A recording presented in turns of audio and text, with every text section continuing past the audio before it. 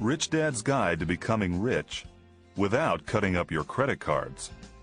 Written by Robert T. Kiyosaki. Hello, my name is Robert Kiyosaki. Recently, the most popular show on American television was Who Wants to Be a Millionaire? It was an overnight success. All you had to do was answer a series of trivial questions, and with each correct response, you earned more cash, right up to the jackpot of $1 million. The question, who wants to be a millionaire, became a popular catchphrase everywhere. Let's face it, with so much fixation on shows about money, getting rich, stock market millionaires, and huge lottery payouts, it leads us to the question, who doesn't want to be a millionaire? And yes, it is possible to win $1 million on a game show. It is also possible to get millions of dollars by winning the lottery. And it is possible to become a millionaire by investing in an IPO, or initial public offering. In fact, there are more ways to become rich today than at any other time in our history. Maybe that is why there is such an international frenzy over the idea of getting rich, and the quicker the better. There are many different ways to become rich. Winning the lottery or winning on a game show are just two examples. You can also become rich by being cheap, becoming a crook, or even marrying a millionaire. Of course, be forewarned. With any method of attaining great wealth, there is a price, and the price is not always measured in money. The price for sitting around and watching game shows and betting on the lottery is that the vast majority of viewers will never become rich, and that is a very steep price to pay. There are better ways to become rich, with much better odds, but most people are not willing to pay the price. In fact, there are some ways of becoming rich in which the odds are in a person's favor, almost guaranteeing that the person will become rich, but again, the problem is that most people are not willing to pay the price. So what do I mean by the price? Using a different example to explain the concept of price best explains this idea. What if I said, I wish I had a body like Arnold Schwarzenegger? Well, the first thing most of you would say to me is, put on your running shoes. Do 5 miles a day, go to the gym for 3 hours a day, and stop stuffing your face with pizza. To which I would say, is there another way to have a body like Arnold's? That is what I mean by the price. Millions of people would like to have a great body, but few people are willing to pay the price. And that is why ads that promise, you will lose weight and still be able to eat all you want, just take this magic pill, or you can look like this gorgeous model, without exercising or dieting, make so much money. Regardless if it's money, a sexy body, great relationships, happiness, or whatever we as humans have a desire for, Madison Avenue will come up with an ad campaign that promises the quick and easy way to get whatever you want. However, most of the products the ads promote do not work, not because of the products, but because the people who buy them are not willing to do the work or pay the price. In my experience, many people are looking for the answers that will make their lives better in some way. The problem is, when they find the answer, they don't like it. Just as I don't like the answer, stop stuffing your face with pizza and start pumping iron for 3 hours a day. In other words, until I like the answer I'm getting, I don't have a prayer of developing a body like Arnold Schwarzenegger. The reason most people will never become rich is simply because they don't like the answers they are getting. And in my opinion, it has little to do with the answer. It is the price that is attached to the answer that the person really does not like. As Rich Dad said, most people want to get rich. They just don't want to pay the price. Now, in this audio program, I discuss the price of becoming rich without being cheap, immoral, crooked, or needing to marry a rich person. You will learn how to be rich and still enjoy a very rich lifestyle. But there is a price. And as my rich dad often said to me, the price of something is not always measured in money. I share the answers and the price I paid.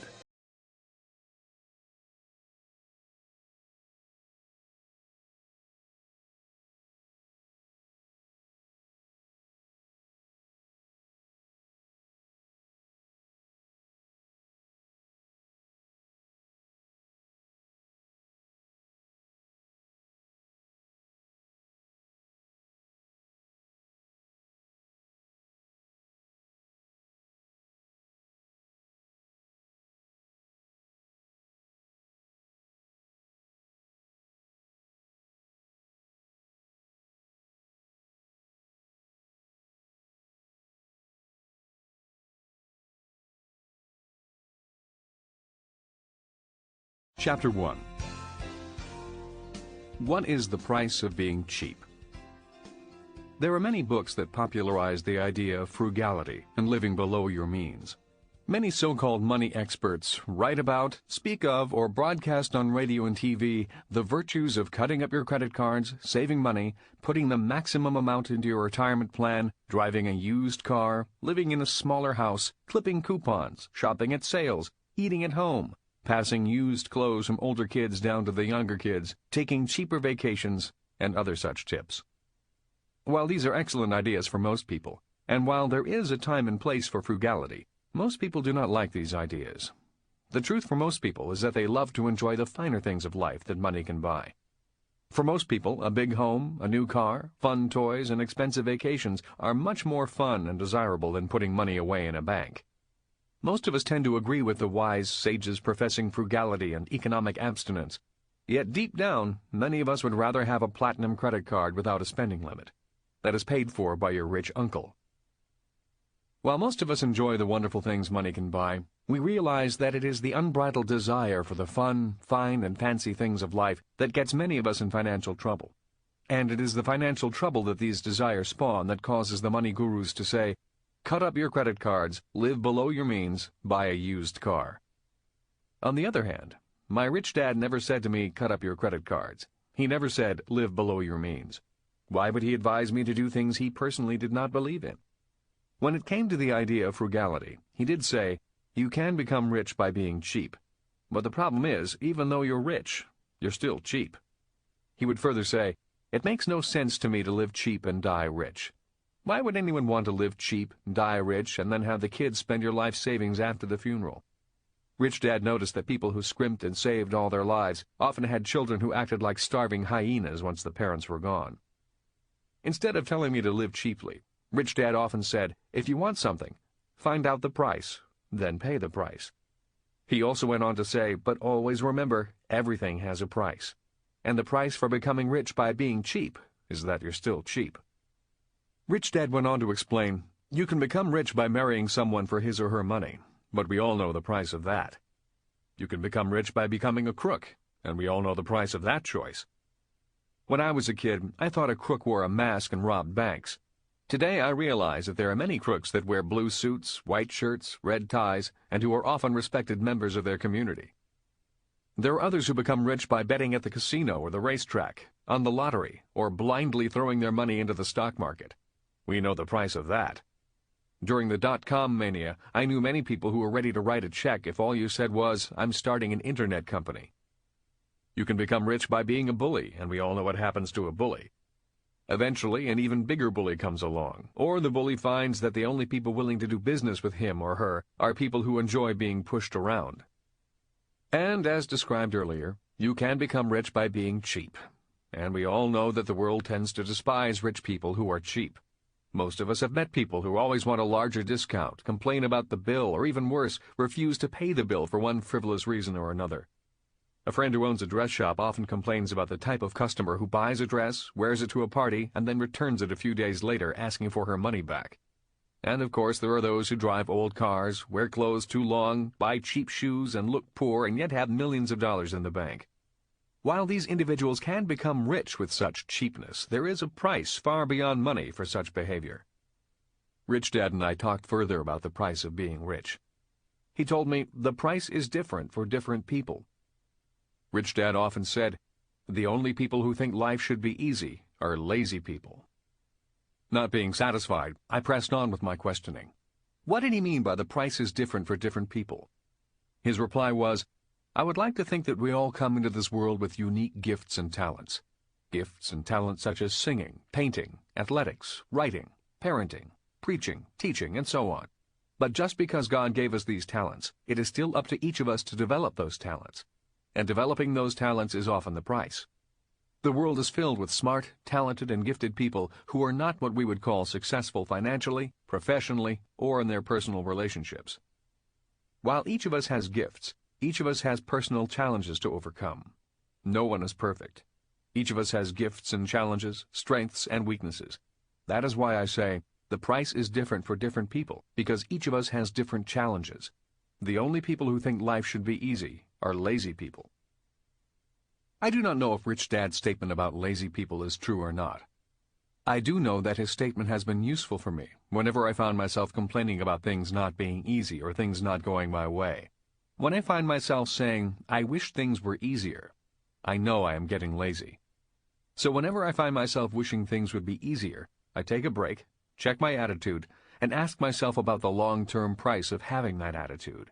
It's not that I don't look for an easier way to do things. I am simply aware of when I tend to be lazy, cheap, or when I act like a spoiled brat, and then I ask myself what the price might be for that behavior. Rich Dad would also say, ask anyone who is rich, famous, or successful, and I'm sure they will tell you that they had and have personal challenges and demons to face every day along the way. Son, there is no free lunch. My challenge was that I had no education and no money when I started out. I also had a family to feed when my father died. I was 13 years old when I was given that challenge, and there were even greater challenges to come. Yet I managed to pay the price, and in the end, I achieved great wealth. In hindsight, money was my reward for paying the price. Over the years, Rich Dad made sure his son Mike and I were always aware of the price of something. When my dad, the man I call my poor dad, advised me to find a safe, secure job, Rich Dad's reply was, remember, there was a price for security. When I asked him what the price was, he answered, for most people, the price of security is personal freedom. And without freedom, many people spend their lives working for money rather than living out their dreams. To me, to live life without achieving my dreams is much too high a price to pay for security. He also made his usual comment on taxes by saying, people who seek security over freedom pay more in taxes. That is why people who have safe, secure jobs pay more in taxes than people who own the businesses that provide the jobs. I spent a few days thinking about that comment. The next time I saw my rich dad, I asked him, do I have to choose between security or freedom? In other words, does that mean I can have one but not the other? Rich Dad laughed after he realized how much thought I had given to his remark. No, he replied, you don't have to have one or the other. You can have both. You mean I can have both security and freedom? I asked. Sure, he said. I have both. So why did you say that for most people the price of security is personal freedom? How can you have both when you say most people can only have one? What's the difference? The price, said Rich Dad. I've always said to you that everything has a price. Most people are willing to pay the price for security, but they are not willing to pay the price for freedom. That is why most people have only one of the two. They only have one or the other. And why do you have both security and freedom? Mike asked. Because I paid twice the price, Rich Dad said. I was willing to pay the price for both security and freedom. It's no different than having two cars. Let's say I need a truck, but I also want a sports car. If I want both, I pay twice the price. Most people go through life paying for one or the other, but not both. So there is a price for security and there is a price for freedom, and you paid the price for both. I repeated what Rich Dad had just said, so I could let the idea sink into my head. Rich Dad nodded his head. Yes, but let me add one more point of clarity about my being willing to pay the price to have both. You see, we all pay a price anyway. We pay a price even if we don't pay the price. What? I replied, frowning and shaking my head. Let me explain, said Rich Dad. Do you remember when I helped the two of you with your science homework a few weeks ago? You were studying Newton's laws? Mike and I nodded. Do you remember the law, for every action there is an equal and opposite reaction? Again we nodded. That is how a jet flies through the air, said Mike. The engine propels hot air backward, and the jet moves forward. That's right, said Rich Dad. Since Newton's laws are universal laws, they apply to everything, not only jet engines. Rich Dad looked at the two of us to see if we were following what he had just said. Everything, he again repeated, just to make sure we understood. Suspecting that we were not really getting his point about everything, Rich Dad continued, by everything, I mean everything. Do you recall my lessons about financial statements? Do you remember my explaining that for there to be an expense, there must be income somewhere else? Now I was beginning to understand what he meant by everything. Newton's universal laws also apply to financial statements. So for every asset, there has to be a liability. I added, just to let him know that I was beginning to follow his thinking, a universal law applies to everything. And for something to be up, something else must be down, added Mike. And for something to be old, something else has to be new. As Einstein said, it's all relative. Correct, Rich Dad said with a smile. So how does this apply to security and freedom and your being willing to pay twice the price? Asked Mike. Good question, said Rich Dad. It's important because if you don't pay twice the price, you never get what you want anyway. In other words, if you don't pay twice the price, you do not get what you paid for in the first place. What? I replied. Rich Dad began to explain. People who pay the price only for security may never really feel secure, like in job security. A person may have a false sense of security, but they never really feel secure. So even though my dad has what he thinks is a safe, secure job, deep down he never really feels secure? I asked. That's correct, said Rich Dad, because he is paying only for the action but not his internal reaction. The harder he works for security or pays the price for security, the more his insecurity grows inside him. Does it have to be insecurity as the reaction? Mike asked. Good question, Rich Dad commented. No, it could be something else that is reacting. A person could have so much security that the reaction is boredom and then restlessness. They want to move on, but they don't move on, because then they would give up their security. So that is why I say each of us has different challenges. Each of us is unique. We're unique because we don't react to things in the same way that others do. Like some people see a snake and panic, and others see a snake and get happy, I added. That's correct. So what is the point of all this mental gymnastics? I asked. The gymnastics are to make you think, said Rich Dad. I always want you to remember that everything has a price, and that the price is often twice as much as it seems. If you pay for only one side of Newton's law, you may think you have paid the price, but you may not get what you want. Can you give us some examples? I asked.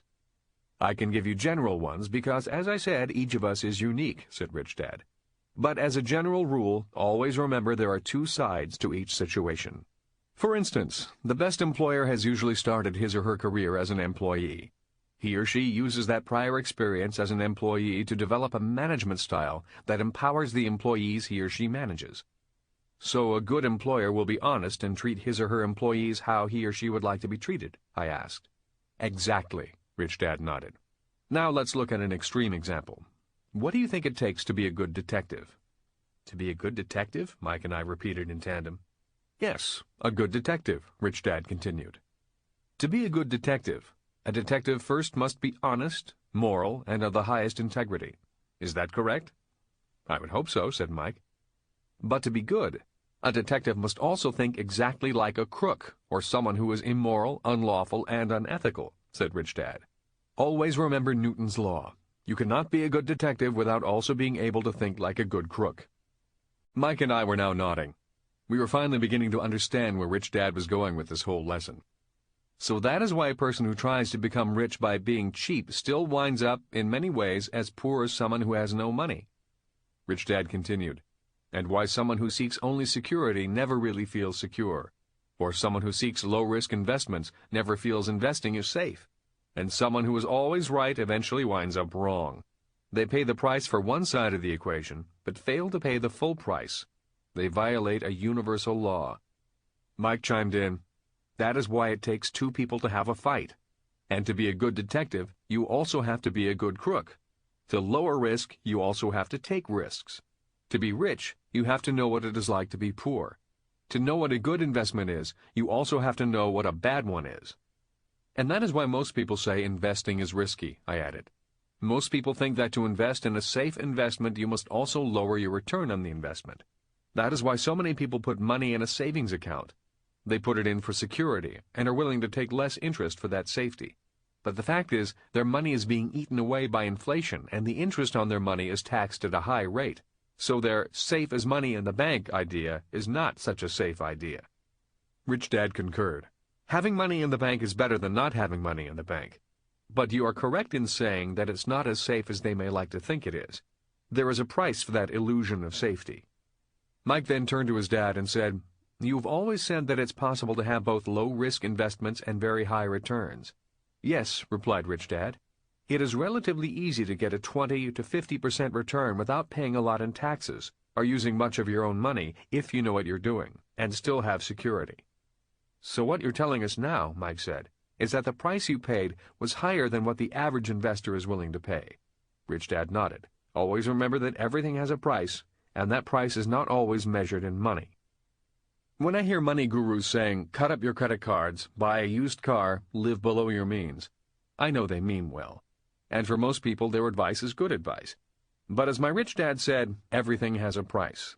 And the price for becoming rich by being cheap is that you still wind up being cheap.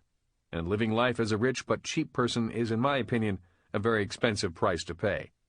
Rich Dad also said, the problem is not the credit cards. It is the lack of financial literacy of the person holding the credit card that is the problem. Becoming financially literate is part of the price you need to pay to become rich.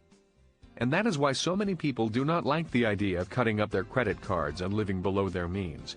I think most people, given the choice, would rather enjoy this life as rich people who enjoyed rich lives. And they can't.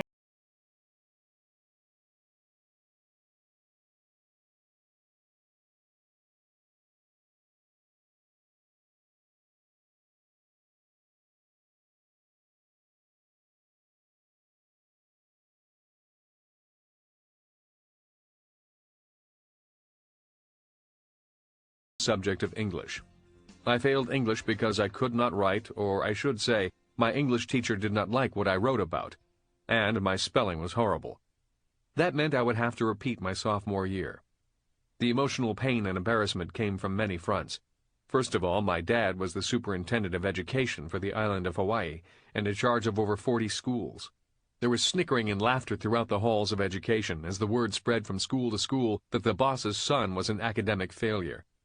Second, failing meant that I was going to join my younger sister's class. And third, it meant I would not receive my athletic letter for playing varsity football, the sport for which I had played my heart out. The day I received my report card and saw the F for English, I went behind the building that housed the chemistry lab to be alone. I sat down on the cold concrete slab, pulled my knees up to my chest, pushed my back up against the wooden building, and began to cry. I had been expecting this F for a few months, but seeing it on paper brought out all the emotions suddenly and uncontrollably. I sat alone behind the lab building for over an hour. The good news was that my best friend Mike, Rich Dad's son, had also received an F. It wasn't good that he failed too, but it was good that I at least had some company to go along with my misery. I waved to him as he headed across the campus to catch his ride home, but all he did was shake his head and kept on walking. That evening, after my siblings had gone to bed, I told my mom and dad that I had failed English and that I would have to repeat my sophomore year of high school. At that time, the educational system had a policy requiring a student failing either English or social studies to repeat the entire year. My dad, who ran the educational system of the island, was quite familiar with the policy. While they had expected this news, the confirmation of my failure was still a difficult reality. My dad sat quietly and nodded. His face was expressionless. My mom, on the other hand, was having much more difficulty. I could see the emotions on her face, emotions that went from sadness to anger. Turning to my dad, she said, "What's going to happen now? Will he be held back?" All my dad would say in reply was, "That's the policy, but before I make any decision, I'll look into the matter." For the next few days, my dad did look into the matter. My dad discovered that out of my class of 32, the teacher had failed 15 of us. The teacher had given D's to 8 students. 1 student had an A, 4 had B's, the rest had C's. With such a high failure rate, my dad stepped in. He did not step in as my father, but as the superintendent of education. His first step was to order the principal of the school to open a formal investigation. The investigation began with interviews of the students in the class. The investigation ended with the teacher being transferred to another school, and a special summer school offered to students who wanted an opportunity to improve their grades. I spent 3 weeks that summer working my way up to a D in English and was able to move on to the 11th grade with the rest of my class. My dad found that there were rights and wrongs with both the students and the teacher. What disturbed my dad was that most of those who failed were the top students in the sophomore class. Most of us were on track to go on to college. So rather than take a side, he came home and said to me, "Take this academic failure as a very important lesson in your life. You can learn a lot, or you can learn a little from this incident. You can be angry, blame the teacher, and hold a grudge, or you can look at your own behavior and learn more about yourself and grow from the experience. I don't think the teacher should have awarded so many failing marks, but I do think you and your friends need to become better students. I hope both the students and the teacher grow from this experience." I must admit that I did hold a grudge. I still don't like the teacher, and I hated going to school after that. I never liked being told to study subjects I was not interested in, or knew I would never use when school was over. Although the emotional scars were deep, I did buckle down a little more, my attitude changed, my study habits improved, and I graduated from high school on schedule. I was also one of 2 students awarded a congressional appointment to the U.S. Merchant Marine Academy, from which I graduated in 1969 with a Bachelor of Science degree. At the Academy, I overcame my fear of writing and actually learned to enjoy it. Although I am still a poor writer technically, I thank Dr. A. Norton, who was my English teacher for 2 years at the Academy, for helping me overcome my lack of self-confidence, my past fears, and my grudges. If not for Dr. Norton and Sharon Lechter, my partner and co-author, I doubt if I would have become a New York Times and Wall Street Journal best-selling author today. Most importantly, I took my dad's advice and made the best of a bad situation. Looking back, I can see how failing English, and almost the 10th grade, was a blessing in disguise. The incident caused me to buckle down and make a few corrections in my attitude and study habits. I realized that if I had not made those corrections in the 10th grade, I would surely have flunked out in college.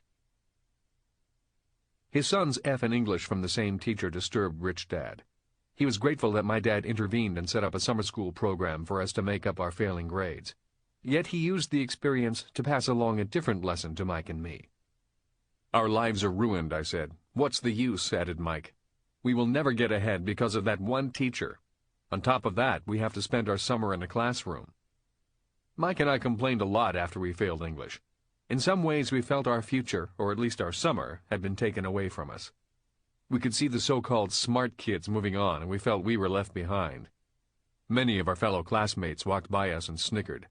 A few called us losers. Occasionally we heard behind our backs, "If you don't have good grades, you won't get into a good college." Or, "If you think high school English is hard, just wait till you get to college." We tried to handle the rude comments that are common among kids, and we tried to laugh it off. Yet deep down, it still hurt. The truth was that we did feel like failures, and we did feel that we were being left behind.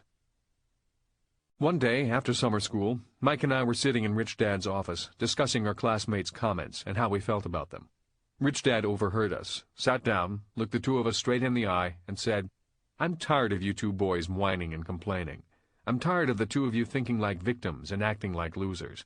Enough is enough. You failed. So what? Just because you failed once doesn't make you a failure. Just look at how many times I've failed. So stop feeling sorry for yourselves and stop letting your classmates get to you." "But we now have bad grades," I protested. "Those bad grades will stay with us forever. How will we get into a good college or university?" "Look," said Rich Dad, "if you 2 boys let one bad grade ruin your life, you have no future anyway. If you let one bad grade be your downfall, then real life would have beaten you anyway. Real life is much tougher than high school English. And if you blame your English teacher, and you think that English teacher was tough, then you have a rude awakening waiting for you when you enter the real world. The world outside of school is filled with people much harder, much tougher, and much more demanding than your English teacher. So, to repeat, if you let one bad grade and one English teacher ruin your future, then you had no future anyway." "But what about the kids that are teasing us and laughing at us?" Mike complained. "Oh, come on," said Rich Dad with a chuckle, soon breaking into a laugh. "Look at how many people criticize me. Robert, look at how many times your dad has been publicly criticized. Look at how many times both our names have been in the news. How many times have I been called a greedy businessman and your dad an unfair public servant? The difference between a successful person and an average person is how much criticism they can take. Average people cannot take much criticism, and that is why they remain average all their lives. That is why they fail to be leaders. Average people live in fear of what someone else may say or think of them. So they live their lives going along and getting along with all the other average people, living in fear of criticism. Living in fear of what someone else might think of them or criticize them for. People are always critical of other people. Look, I criticize your dad, and I know he criticizes me, yet we still respect each other. But if people are criticizing you, at least they've noticed you. Be worried if no one is criticizing you, Rich Dad concluded. You've given them something to talk about. You've given them something to break the boring monotony of their lives.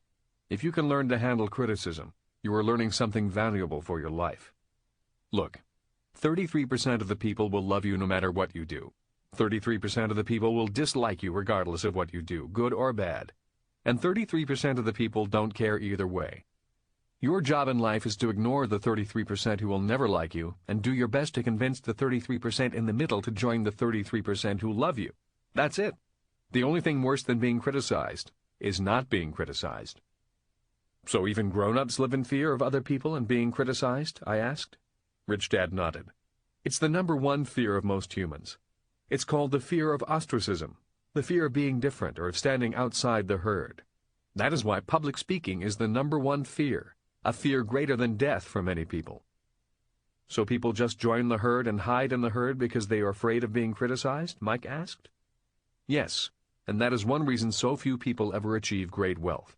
Most people feel safer in the herd of the average, living in fear of being criticized or being different, said Rich Dad.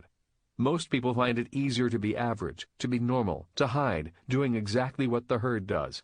Just going along, just to get along. What you're saying is that this whole affair of flunking English class could be a very good thing for us in the long run? Mike asked.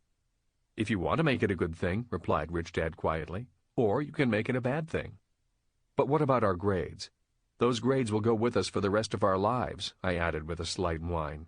Rich Dad shook his head and then leaned over, speaking sternly. Look, Robert, I will share with you a big secret. Rich Dad paused to make sure I was hearing his communication directly. He then said, My banker has never asked me for my report card. His comment startled me and jolted me out of my chain of thinking, the chain of thought that was saying my life was ruined because of bad grades. What are you saying? I responded feebly. You heard me, Rich Dad said. Your banker has never asked you for your report card, I repeated quietly. Are you saying grades aren't important? Did I say that? Asked Rich Dad. Did I say grades aren't important? No, I replied sheepishly. You did not say that. So what did I say? I blurted out, now able to repeat the statement. You said, my banker has never asked me for my report card. When I go to see my banker, Rich Dad began again, he does not say, show me your grades, does he? Rich Dad continued. Does my banker ask, were you a straight-A student?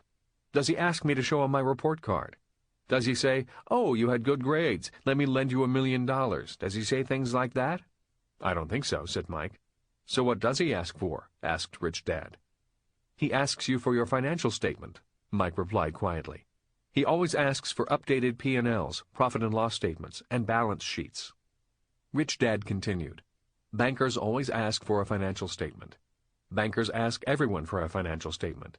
Why do you think they ask everyone, rich or poor, educated or uneducated, for a financial statement before they will lend them any money? Mike and I shook our heads silently and slowly, waiting for the answer. I've never really thought about it, said Mike finally. Why don't you tell us? Because your financial statement is your report card once you leave school, Rich Dad said.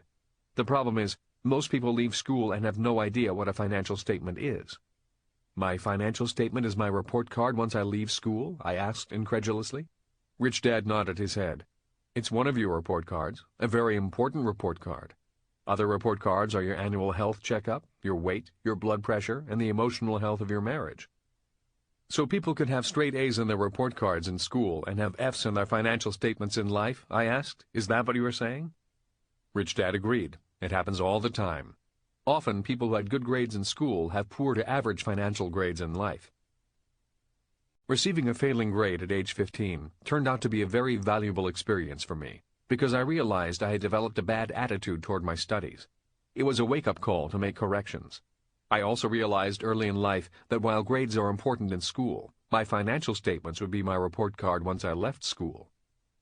Rich Dad said to me, in school, students are given report cards once a quarter. If a child is in trouble, the child at least has time to make the proper corrections if he or she wants to. In real life, many adults never receive a financial report card until it's too late. Because many adults do not have a quarterly financial report card, many adults fail to make the financial corrections necessary to lead a financially secure life. They may have high-paying jobs, big homes, nice cars, and they may be doing well at work, yet they are failing financially at home. They may be too old or out of time when they finally realize they have failed financially. That is the price of not having a financial report card at least once a quarter. Both my dads did not like the fact that their sons failed in school. Yet both dads did not treat us as failures. Instead, they encouraged us to learn from our mistakes. As my schoolteacher dad said, fail is a verb, not a noun. Unfortunately, too many people think that when they fail, they become a noun and call themselves failures. If people can learn to learn from their mistakes, just as children learn to ride bicycles by falling off bicycles, Whole new worlds will open up. If they go along with the herd of people who avoid making mistakes, or lie, or blame someone else, then they fail to take advantage of the primary way human beings were designed to learn, and that is through making mistakes and learning from those mistakes. If I had not failed scholastically at age 15, I might never have graduated from college, and I doubt if I would have learned that the report card for life after school would be my personal financial statement. That mistake at age 15 was priceless in the long run. The reason so few people achieve great wealth is simply because they fail to make enough mistakes. Mistakes can be priceless if we are willing to learn from them. People who have made a mistake but have not yet learned lessons are often people who continue to say, "It wasn't my fault." Those are the words of a person who is wasting one of life's greatest gifts, the gift of making a mistake. Our jails are filled with people who continue to say, "I'm innocent, it wasn't my fault." Our streets are filled with people who lead unfulfilled lives because they continue to repeat what they were taught at home and in our schools. Play it safe, don't make mistakes. Mistakes are bad. People who make too many mistakes are failures. When I speak to a group of people, I often say, "I'm in front of you today because I've made more mistakes than most of you, and I've lost more money than most of you." In other words, the price of becoming rich is the willingness to make mistakes, to admit you made a mistake without blaming or justifying, and to learn. The people who often have the least success in life are those who are unwilling to make mistakes, or have made mistakes and have not yet learned the lesson. So they get up each morning and continue to make the same mistake.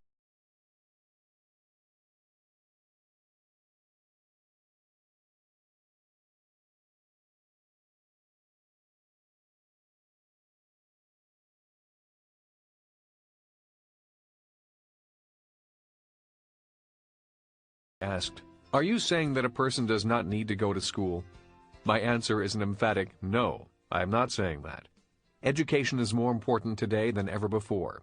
What I am saying is that the educational system is behind the times. It is an old industrial age system that is trying to cope with the information age. And unfortunately, it is not doing too good a job of coping. According to economic historians, in 1989, when the Berlin Wall came down and the World Wide Web went up, the industrial age ended and the information age officially began. In the industrial age, we needed job security and had one job for life. We had defined benefit pension plans in which the employer was responsible for our pensions. Social Security and Medicare were certain. Seniority was an asset. In the information age, we need financial security. We are free agents and can have many professions within our lifetimes. Social Security and Medicare are uncertain. Seniority is a liability. Employers are looking for younger workers with more current technical skills willing to work for less money. My mom and dad grew up during the Great Depression. That historical event seemed to have affected their mental and emotional outlook. That is why they often emphasized the importance of getting good grades so you can get a safe, secure job. If you look at the economy today, the problem is too many jobs. Ask any employer and they will tell you they are desperately looking for good employees. Today, the issue is financial security, not job security. In large part, this is due to the shift of paying for retirement from the employer to the employee, the shift from industrial age pension plans, defined benefit plans, to information age plans, defined contribution plans. There are three major problems with today's defined contribution pension plans.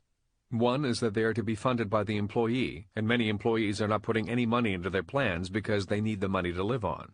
Two is that the plans are indexed to the stock market, which means if the stock market is high, the pension plan is high. If the market should crash, as it has in the last couple of years, so will the employee's pension plan. And three is that a defined contribution pension plan can run out just when the retiree needs it most. Let's say the retiree is 85 years old and the plan is depleted. The former employer has no obligation to the retiree. In contrast with the defined benefit plan of the industrial age, the employer would have supported the employee until the employee passed on regardless of age. My biggest concern is over government Social Security programs and Medicare programs. You know these programs are in trouble when the politicians are making campaign promises to save them. Of the two, it is the threat to the Medicare system in America that concerns me most. As we get older, our living costs may go down, but our medical expenses skyrocket. One catastrophic illness could cost more than the person's home. Today, a growing reason behind many personal bankruptcies is not financial mismanagement, but catastrophic illness. A friend of mine was recently injured in an auto accident. He was the sole breadwinner in the home, He had inadequate medical insurance and had to sell everything he owned. To make matters worse, his youngest daughter was diagnosed with leukemia, and the family is now seeking charitable donations and assistance from anyone who will help. These are just a few of the reasons why I say we need more education in the information age, rather than the same old education we have been receiving. In the world of business, the two industries with the longest lag times are the education industry and the construction industry. Lag time means the difference in time between a new idea's conception and its acceptance by the industry. In the computer industry, the lag time is about a year. In the aerospace industry, the lag time is 2 years. That means it only takes 2 years for a new idea to be conceived and then adopted by the industry. In the education and construction industries, the lag time is approximately 50 years. For people hoping the educational system will catch up to the idea that the industrial age is over, I doubt they will realize this until the year 2040. Not only can industries be in lag, but individuals can also be in lag. During the industrial age, there were two superpowers in charge, and people lived in fear of nuclear war between them. In the information age, the World Wide Web has left no one in charge. Moore's Law is now in charge, and Moore's Law states that information and technology are advancing quickly. Today's interpretation of Moore's Law is that information and technology are doubling every 18 months, which means that each of us needs to double our information every 18 months, or risk falling behind. That is why in the information age, what you learn is not as important as how fast you learn. Today, it is risky to receive advice from anyone with old information. And in the information age, old can be only 18 months. You don't want to be taking advice from someone who is lagging, in other words, someone with old answers. So what kind of education do we need in the information age? In many ways, both of my dads were great educators. They taught what they thought was important, but they did not teach the same things. Next is a list I created that summarizes the education I received from both dads.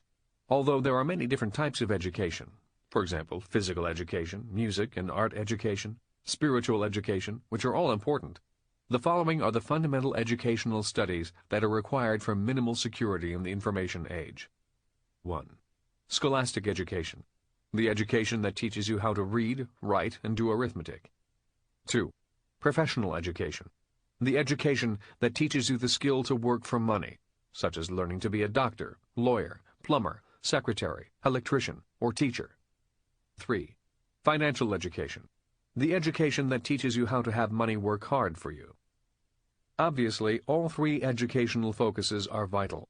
If one is not able to read, write, or do mathematics, life in general is very hard. Unfortunately, many students are leaving school today not well skilled in these fundamentals.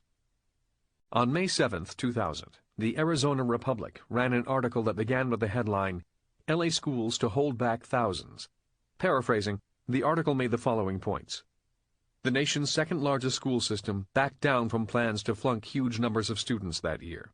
Los Angeles Unified School District officials originally expected to hold back as many as one-third of the system's 711,000 students, or 237,000, but the promotion guidelines were relaxed out of concern that mass flunkings could cripple schools. That is correct. They needed to flunk over 250,000 students because they could not attain basic reading, writing, and arithmetic standards. Officials passed the students because the flunkings would cripple the schools. I wonder what this will mean to a student who is crippled scholastically for life. This is an example of an industry in lag. Obviously, students have changed, but the school system continues with its traditional ways of attempting to educate. Scholastic education is more important than ever before, but our educational system fails to keep pace with the times, so a student's scholastic education is sacrificed while we wait for the system to change. My real dad was at one time the head of the teachers' union in Hawaii. Because of him, I understand why the union is important to the teachers, and I do empathize with many of the teachers' concerns. I also empathize with the students, and am concerned about the long-term impact of their not receiving an adequate education at this period of time when education is more vital than ever. When you look at professional education, again, its importance is striking. For example, a person with only a high school diploma may earn $10 per hour right out of school. If that same person should go to electrician school, their hourly rate could easily jump to $50 or more. When you multiply that $40 per hour difference by 8 hours a day, 5 days a week, over 40 years, the investment in professional education is one of the best returns on time and money anyone can make. When you understand that most medical doctors invest an extra 10 to 15 years beyond high school to become a doctor, it is no wonder they feel they deserve a little bit more in pay than the rest of us. Regardless of whether you do well in school or not, and regardless of whether you go on to become a doctor or janitor, we all need some basic financial education. Why? Because regardless of what we do or who we become, we all handle money. I have often wondered why we do not teach much about money in school.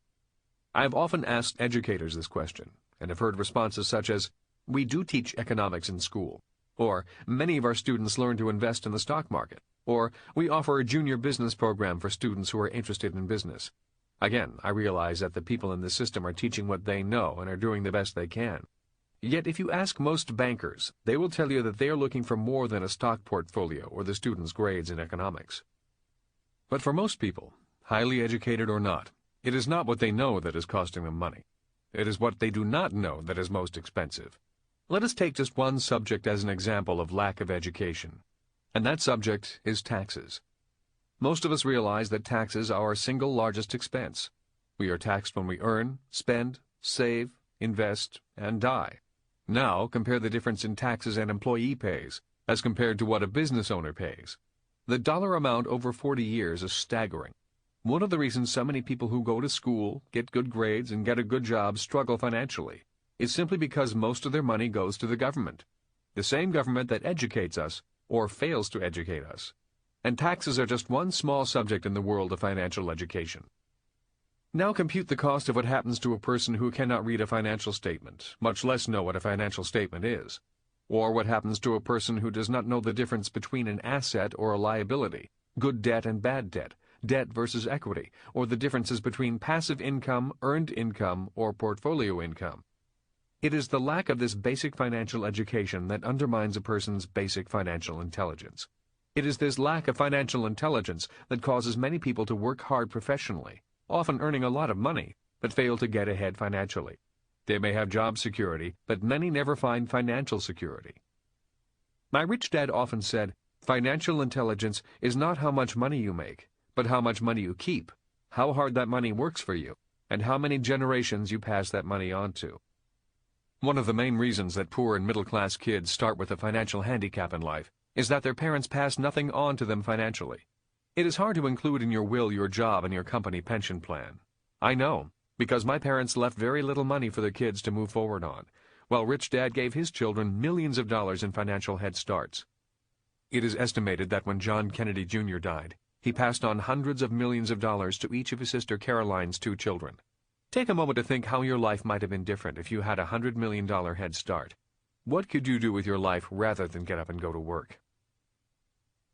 When people ask me, what do I need to know financially? I always reply, find out from your banker what is important to him or her, and you will know what is important financially. And that is why one of the best mistakes I ever made was to have bad grades in high school. If I had not had those bad grades in high school, I might never have realized that my banker does not think my grades are important. My banker only asks me for my financial statement, and as I said, most students leave school not knowing what a financial statement is. Most people simply fill out a financial statement the bank provides them, instead of submitting their own prepared financial statements. And that is why most people think that borrowing money means begging for money, rather than showing the banker why he or she should lend you money. Always remember that a banker's job is to lend you money, not to turn you down. Bankers don't make money unless they lend you money. That is why when a banker turns you down, instead of getting angry at the banker, it is a really good time to ask him or her what you are not doing correctly and what you can do to improve your financial statement, which is your real report card once you grow up and leave school. What is important on your financial statement? Different people look for different things on a financial statement. The following are some of the things my rich dad taught me to look for on financial statements. In case you haven't listened to my earlier programs, a financial statement has both an income statement, which lists your total income and expenses, and a balance sheet, which lists all of your assets, things that you own that can make you money, and your liabilities, things that you own that cost you money. There are 3 types of income. For those of you who have listened to my other programs, you may recall that my rich dad taught me the importance of the 3 different types of income. They are earned, passive, and portfolio income. Today, when I look at a person's or company's financial statement, I can almost immediately tell if the person is going to be rich, poor, or middle class just by looking at the income column. The financial statement of someone who manages money like a poor or middle class person has only one kind of income, earned income, their salary, which is by far the hardest income to get rich on. One reason it's close to impossible is that every time this person gets an earned income pay raise, so does the government. Another reason is, if you stop working, in most cases your earned income also stops. The financial statement of a person who has a good chance of becoming richer and richer has passive income, which is income from real estate, the least taxed income there is, and portfolio income, which is income from paper assets such as stocks, bonds, mutual funds, interest-bearing accounts, and other such investments. One of the reasons my board game, Cash Flow 101, is important for anyone serious about becoming a millionaire is because the game teaches people how to convert earned income into passive and portfolio income, the two incomes of the rich. It is virtually impossible to become rich only on earned income, and unfortunately that is what most people are trying to do. But more importantly, the game teaches the players how a financial statement works, which is something that cannot be learned by listening to a program, or by just playing the game a few times. Since repetition is the way we learn, playing the game repeatedly can assist the players in mastering the technicalities of a financial statement, which is your report card once you leave school.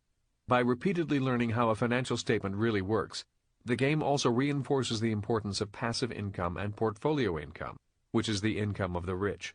It also teaches the importance of knowing the difference between good debt and bad debt. By repeatedly playing the game, you begin to break up the core conditioning most of us have learned at home and at school. The conditioning of working hard for money.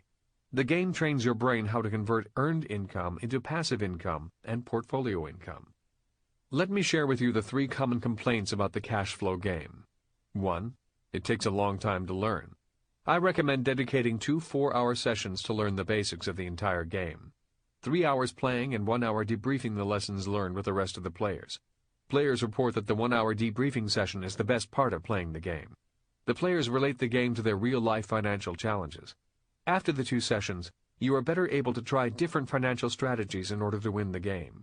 The game is much like the game of chess, which means there is not a single formula for winning. Each time the game is played, it will offer you different financial challenges. By solving the different financial challenges each game presents, your financial intelligence increases. 2.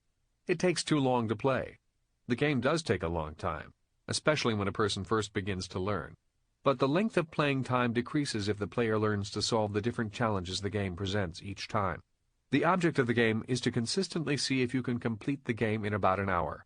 In other words, the length of playing time decreases as your financial intelligence goes up. 3. It costs too much. In the U.S., the Cash Flow 101 board game sells for $195 and comes with a video and 3 audio cassette tapes. These learning aids add to the total educational package. Cash Flow 202, the advanced game, which requires the 101 board to be played, sells for $95, and Cash Flow for Kids, age 6 and up, sells for $59.95. The prices are high because production is limited, and because of the first 2 complaints. We made the price high because we wanted people to know that this is an educational product created only for people who were serious about their financial education. In a market study, when the game was less expensive, people perceived it as a game of entertainment. We were concerned that people who were not serious about learning would return the game asking for their money back. The price of the games may come down as more people realize that the games are for education and our limited production runs increase. The games are fun once you learn them, but much like learning to ride a bicycle, the first stages of learning can be challenging. The electronic versions of Cash Flow 101 and Cash Flow for Kids released in 2003 are also available through our website, www.richdad.com. It has taken several years of research and development to create the electronic versions because it was important to us that the elements of cooperative learning and debriefing be included in any electronic versions of the game. Not only are you able to play against computer-generated opponents with others at the same computer, but we are very excited that you may now also play Cash Flow 101 with up to 4 other people from all over the world online. So for now, the cash flow games are only for those serious about their financial education. As Rich Dad said, there are only 2 things you can invest. They are time and money. Most people are not willing to invest either time or money in their financial education. And that is why, according to the U.S. Department of Health, Education, and Welfare, Only 1 out of 100 people will achieve great wealth by age 65. We hope that this 1 out of 100 will change as financial education becomes more available. While we continue to complain that schools do not teach basic financial literacy, we decided we should develop an electronic curriculum for teaching basic financial concepts as a way for us to give back and help get the curriculum into the schools. This curriculum, developed with teachers for teachers, is found at the website www.richkidsmartkid.com and has 4 mini games teaching the difference between assets and liabilities, earned, passive, and portfolio income, good debt and bad debt, and the importance of charity. Teachers in schools around the world can apply through this website for a free copy of the electronic version of Cash Flow for Kids. If our children can learn basic financial concepts at an early age, they will be better prepared for the world they will face as adults and have a better chance for financial success. So who grades your test? One of the important reasons for receiving a report card in school is because the report gives you an indicator on how well you are doing and what you need to correct. By not knowing that your financial statement is your report card once you leave school, many people never really know how well they are doing financially. Many people fail to maximize their income potential and wind up struggling financially most of their lives. My poor dad, although almost a straight A student in school, did not really find out he had failed financially until he lost his job at age 50. The sad part was, although he knew he was in financial trouble at age 50, he did not know what to do. All he knew was that money was going out faster than it was coming in. That is the price of not knowing how to prepare and read a financial statement, and how to self-correct after you experience a financial failure. By playing cash flow in school, children will better understand the importance of their own financial statements and how to create them when they leave school, their report cards for life. On the financial statement from the board game Cash Flow, there is a line that reads, Auditor. Many times when I have supervised the game being played in a seminar, I notice that the players fail to fill out the line for the auditor. When I ask them why they left it blank, they often respond with, Is it important? Or, I don't need to have anyone check my work. At that point, I become more stern, letting them know that the auditor, in this case another player in the game, is one of the most important aspects of the game. The game wants to reinforce good financial habits, and having your financial statements checked on a regular basis is a financial habit essential for anyone who wants to be a millionaire. In other words, your auditor in many ways is like your teacher in school, who goes over your work on a regular basis, letting you know how you are progressing, and helps you make corrections if necessary. In the electronic version of Cash Flow 101, the computer serves as each player's auditor, and you will not be able to move forward unless you have adjusted your financial statement correctly after each move. My wife and I go through this financial auditing process twice a month as a habit. Our accountant comes in, our financial statements and checkbooks come out, and the details of our financial life are reviewed in detail twice a month. When we were struggling and short of cash, this process was a painful one. It was like looking at a report card filled with F's and D's. But as we learned from our mistakes, corrected and improved our financial situation, the twice-monthly auditing sessions became fun. It must be like receiving a report card with straight A's. When Kim and I first started out together in 1985, we were looking at financial statements with very little on them. Debt from my past financial disasters was heavy on the liability column, and we had nothing in the asset column. It was very unpleasant to look at our financial statements. Today, my entries in the asset column are substantial. The number of entries in the income column of earned, passive, and portfolio income has increased, and so has the number of zeros behind each number in the income column. Our income from passive and portfolio income is much greater than the expenses in our expense column. In 1985, we had to work to survive, but today we work because we want to work. I doubt if we could have done so without the financial education my rich dad taught me. Without my rich dad's financial education, I would not have known the importance of a financial statement. I would not have known the difference between earned, passive, and portfolio income. I would not have known the importance of corporations and how to protect my assets and how to minimize taxes. I would not have realized the importance of a twice-monthly audit and why being tested and graded twice a month was essential to becoming a millionaire. That twice-monthly audit is just a part of the price. Due to my rich dad's financial education, I became a millionaire without cutting up my credit cards, winning the lottery, or going on a game show. Today, Kim and I have an income column that looks like this in percentages. Earned income, 10%. Passive income, 70%. Portfolio income, 20%. A few days ago, a newspaper reporter asked me, "How much money do you make? How much is your paycheck?" I replied, "Not much, and I would rather not tell you how much my paycheck is. I'll just say that it is probably not as much as your paycheck." He shook his head and smirked. "Then how can you write a book on money?" He went on to say that he hated writers who wrote about relationships but had no relationships, and writers who wrote about money who had no money. The interview was over, and he left. Now that you are much more financially educated, you may understand why I replied the way I did. My paycheck is very small. That is because my paycheck is earned income, and earned income is the highest taxed income. Another reason why my paycheck is small is because the passive income is income from royalties as well as real estate. Portfolio income is from paper assets, which include dividends from corporations, income from real estate investments, and interest. As you may notice, one of the biggest advantages a little financial education offers is a tremendous amount of control over the amount I pay in taxes, which is our single largest expense. Another point to notice is that my income today does not come from my professional education. After graduating from high school, I attended the U.S. Merchant Marine Academy, where I trained to be a ship's officer on tankers, freighters, and passenger ships. I also attended a U.S. Navy flight school at Pensacola, Florida, where I trained to be a professional pilot.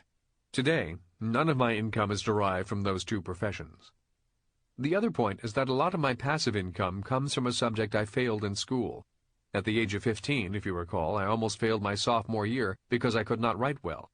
Because of that failure, I improved, and today I am better known as an author than as a pilot or a ship's officer. The difference is measured in the millions of dollars. In other words, I have made much more money from my failures than from my successes. As I stated earlier, in the information age, many of us will have more than one profession.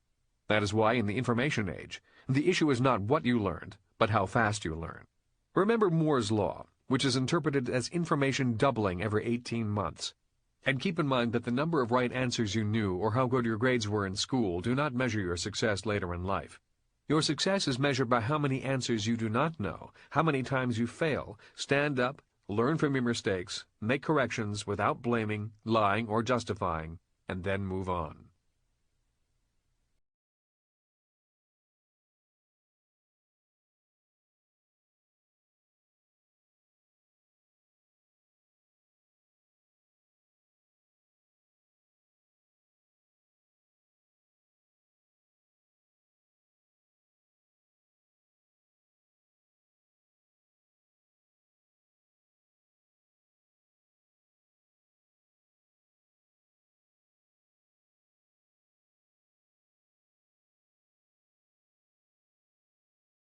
To me, cutting up your credit cards is much the same as a person who needs to lose weight and who goes on a crash diet.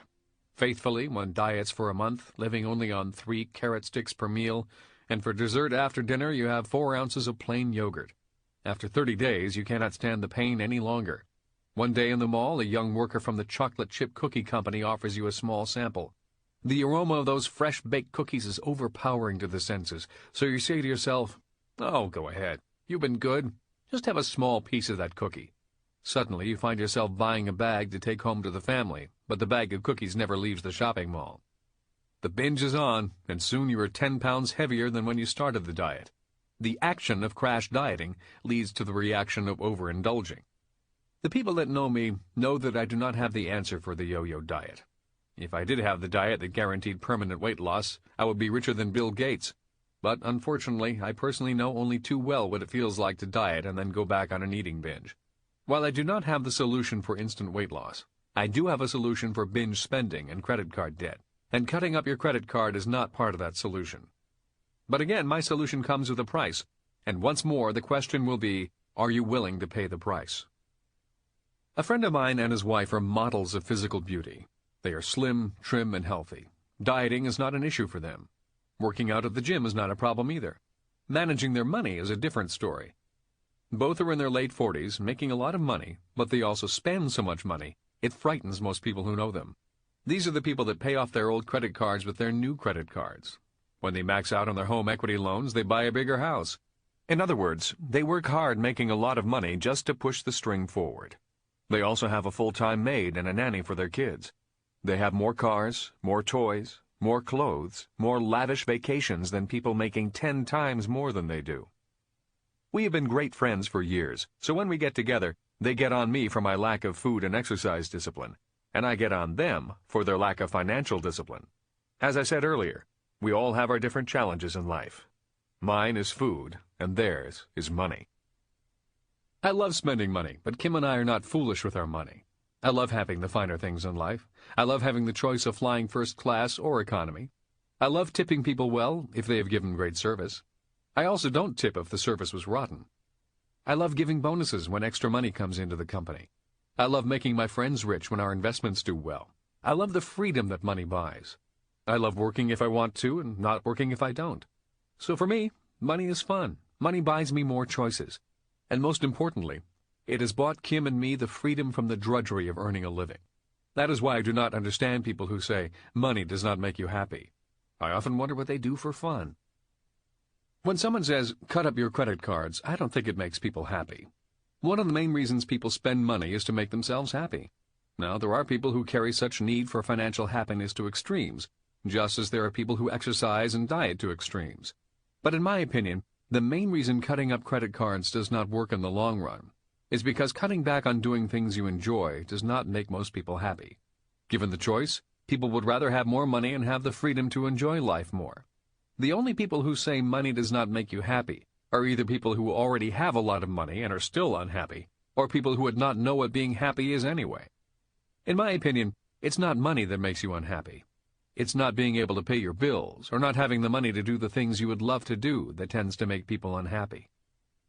In the late 1970s, my company made millions of dollars very quickly in my nylon and Velcro surfer wallet business. Being in my late 20s, the money and success went straight to my head, or should I say my ego. Each time I looked at the company's balance sheet and saw the money piling up, I felt more and more elated. I became cocky and arrogant. I thought that with each dollar increase, my IQ increased also. Unfortunately, it worked exactly the opposite for me. As my dollars were going up, my financial IQ was actually going down. Soon I was into fast cars and faster women. The experience of fast cars and fast women was fun, and I don't regret that time in my life. But it was a time that couldn't last. The pain of going from being a paper millionaire to suddenly being a person with nearly $1 million of real debt was a sobering experience. Which is why I'm concerned with so many people today who have their portfolios filled with paper assets feeling rich. There is a very big difference between paper assets and real assets, paper wealth and real wealth. After losing my first million, I went to see Rich Dad to ask for his advice. Looking over my financial statement, all he could do was shake his head and finally say, "This is a financial train wreck." And then he proceeded to chew me out. Yet, as I said about the value of mistakes, that financial train wreck and the reprimand that followed were some of the best lessons of my life. The value from that mistake has been priceless and continues to serve me well today. Although that failure cost me nearly $1 million, in the long term it also made me many more millions, and will continue to make me even more money in the future. As stated earlier, making a mistake and learning from it can be a priceless experience. Making a mistake, then lying, blaming, or denying, or pretending you did not make a mistake is a waste of a good mistake. Today, when I find myself in the middle of a new mistake, I say to myself, keep your head, don't blow your cool. Pay attention and learn from this experience. This seemingly bad experience will serve you well if you are willing to learn from it. Pay attention and learn as much as you can while you're in the middle of it. Becoming a paper millionaire in my late 20s and then becoming a loser with $1 million in real debt was a horrible experience. I wish I could say I paid attention and truly appreciated the experience while the house of cards was coming down. But I didn't. I blamed, I lied, I denied, and I tried to run from my responsibilities. The good thing was I had my rich dad who pinned me down and made me stop blaming and start learning one of the biggest lessons of my life. Once Rich Dad was through chewing me out, he said, "You have successfully converted $1 million of good debt into $1 million of bad debt. Not too many people make such big mistakes. You can learn from this experience or you can run from it. You choose." As I said, mistakes can be priceless experiences, but when in the middle of one, it is often difficult to realize the value of your stupidity.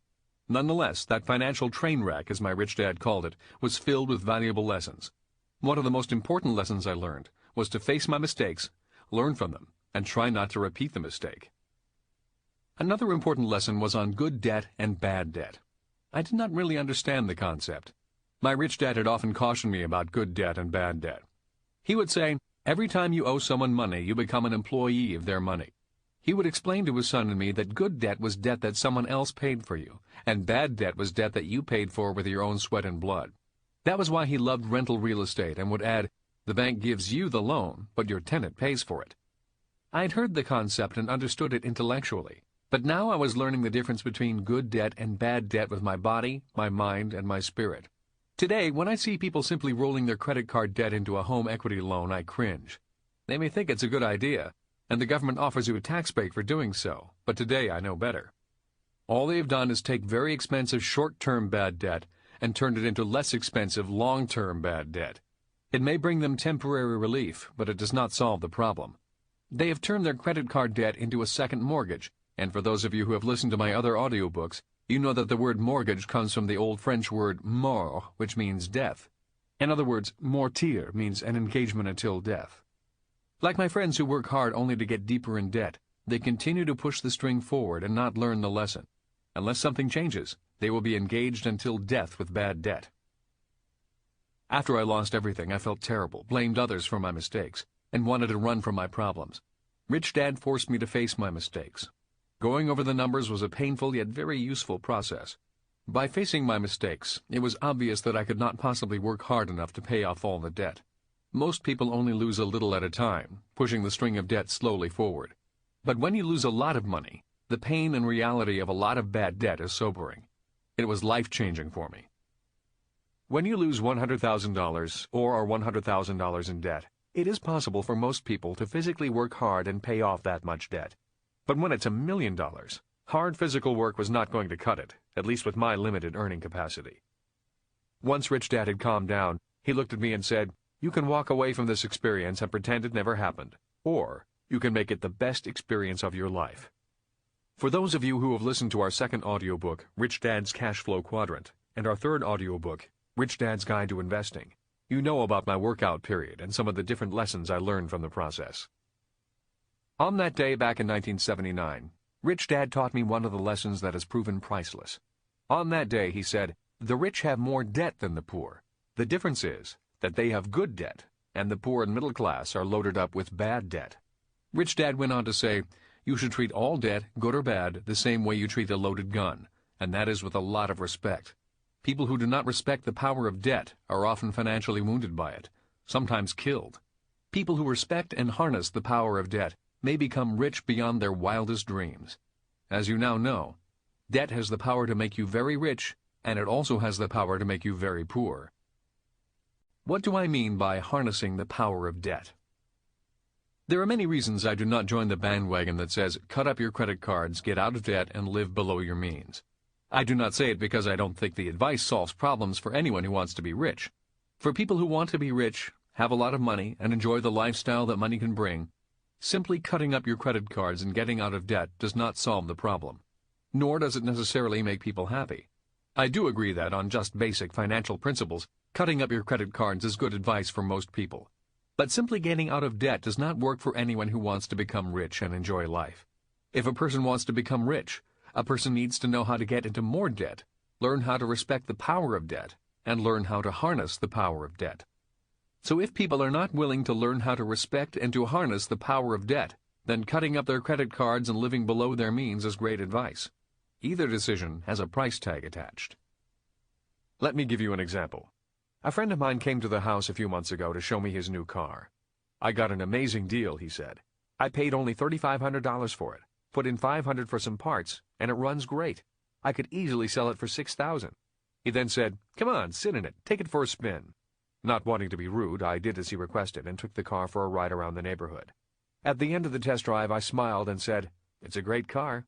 But silently I said to myself, "It needs a paint job, the interior smells of old cigarettes, and I would not want to own such a depressing vehicle." Taking back the keys, he smiled and said, "I know it's not a thing of beauty, but I paid cash for this, so I have no debt." As he drove off, white smoke poured from the exhaust. My wife Kim drives a beautiful Mercedes convertible. I drive a Porsche convertible. Even when we were broke, we drove Porsches and Mercedes or other fine cars. We did not pay cash. We borrowed money to buy them. Why? Let me explain with the following story, a story I often tell in my seminars. It is a story about good debt and bad debt and enjoying the finer things of life. In 1995, I received a phone call from my local Porsche dealer. He said, "The car of your dreams is here." I immediately drove down to his showroom to look at a 1989 Porsche Speedster. I already knew that there were only 8,000 of this model made over a 3-year period. In 1989, Porsche devotees were buying them, putting them on blocks, and storing them. If you could find a collector who would sell one, the asking price was $100,000 to $120,000 in 1989. But in 1995, I was looking at the rarest of all the 1989 Porsche Speedsters. This was Speedster number 1, the first ever built of this model, and it had the Porsche turbo body, which means little except to a dedicated Porsche fan. Since it was the first one built, it was the model that the factory toured all over the world at auto shows, and was the car used for the photo on the brochure. In 1989, after the tour was over, this car was also put up on blocks and stored in a warehouse.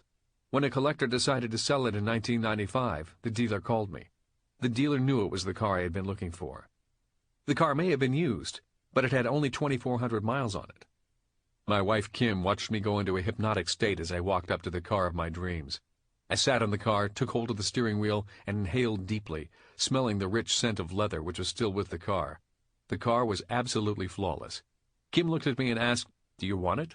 I responded with a nod of my head and a smile. "Then it's yours. All you have to do is go find an asset to pay for it." Again, I nodded, climbed out of the car, sniffed the tires, and smiled. It was the car of my dreams, and it was mine. We put a deposit on the car, arranged financing with the dealer, and went out to find the asset that would pay for the car. In other words, I was going to find an asset to pay for my liability and use good debt to pay for the bad debt.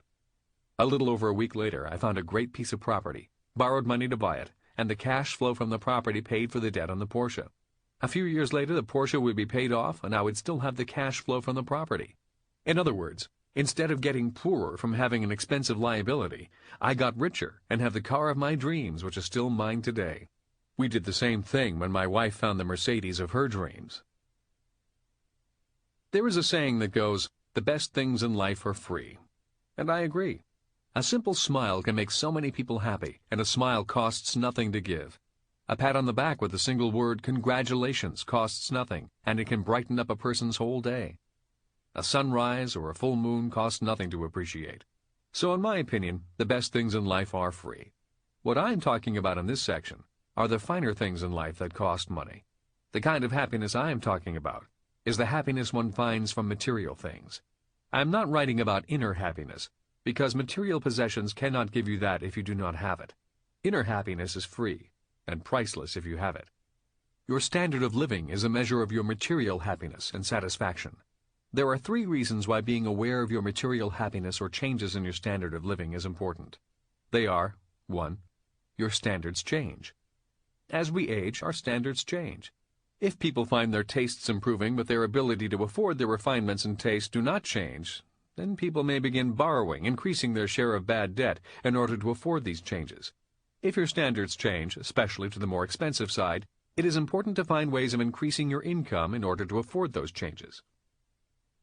2. It is important to respect those inner changes in material standards.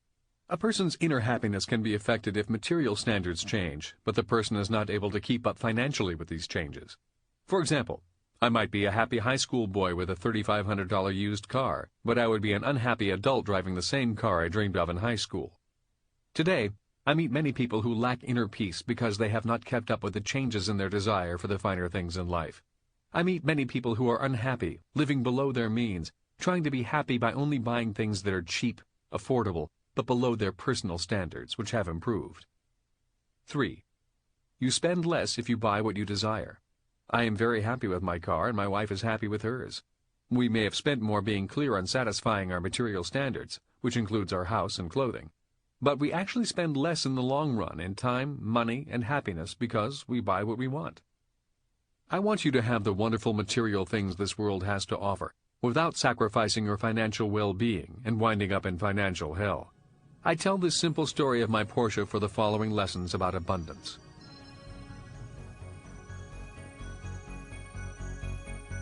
Lesson number 1. The importance of good debt and bad debt. Rich Dad stressed the importance of financial literacy, and that your financial statement is your report card once you leave school. The following is a story of the Porsche transaction. I borrowed money for both the real estate investment, in this case a mini storage project in Texas, and for the Porsche. The cash flow from the investment covered the monthly costs of the Porsche. Because of good management, the cash flow from the mini storage greatly increased, and the Porsche was paid off 2 years early. Today, Kim and I have the real estate, the cash flow, and the Porsche. We did a similar process buying her Mercedes. So, we got richer while we were able to drive the cars of our dreams.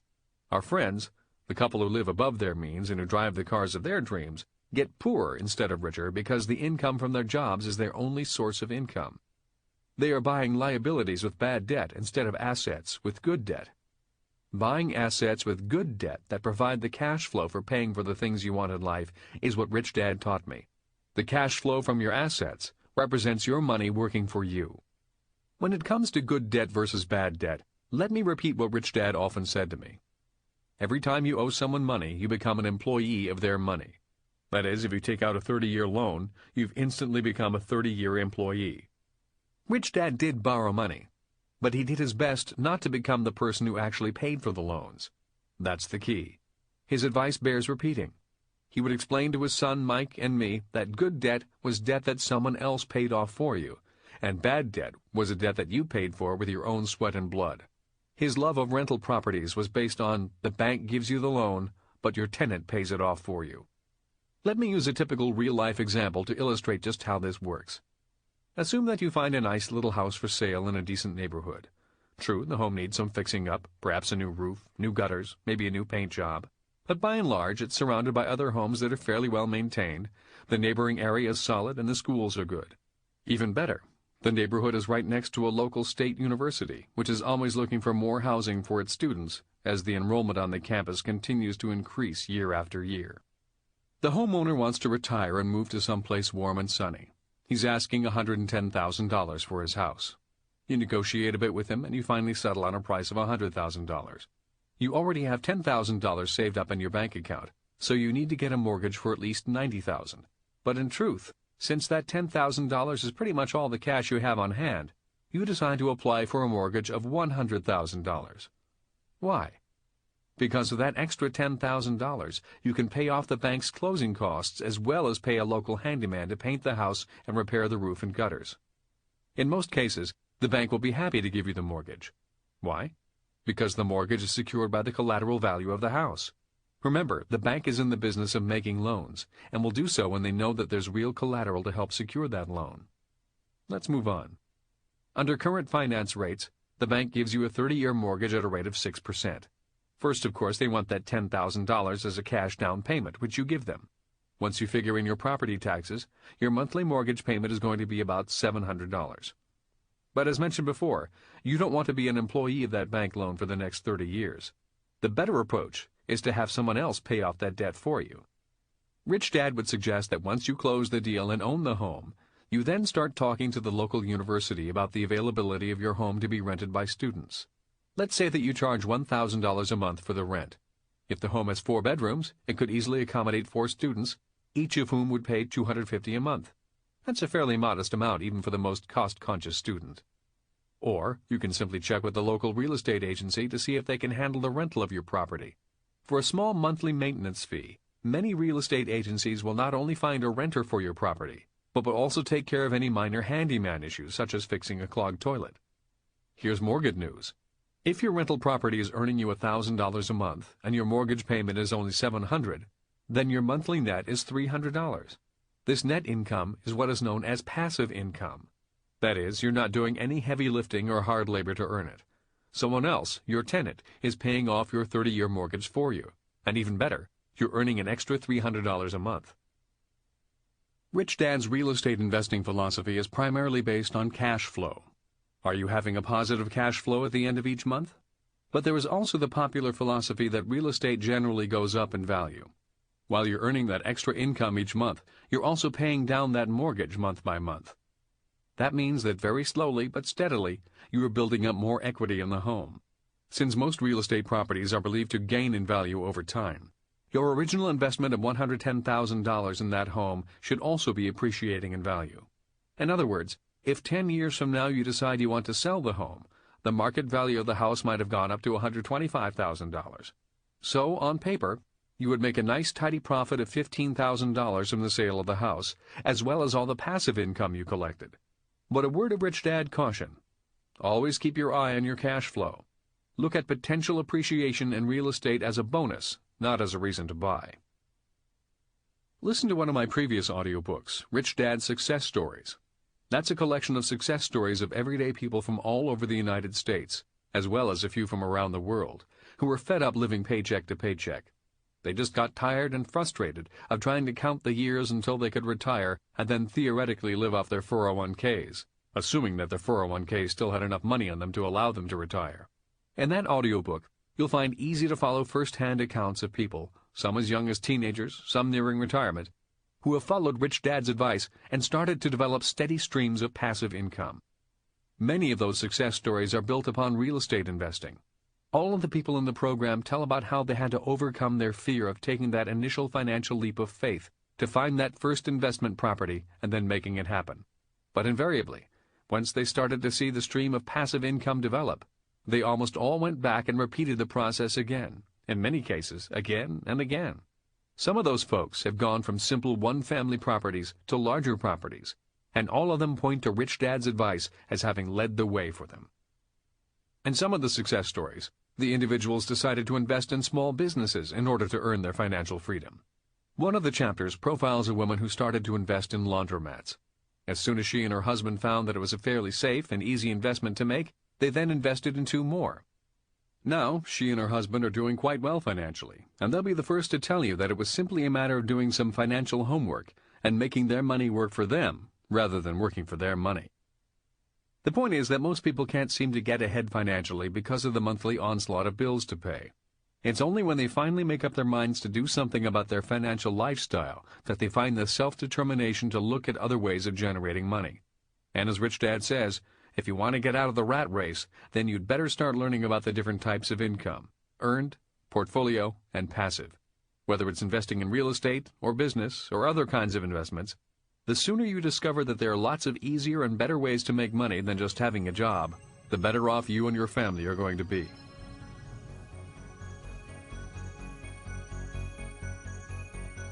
Lesson number 2. The power of inspiration. Let's get back to the used car story. When I drove my friend's bargain used car, I felt depressed. Sitting in the car did not inspire me.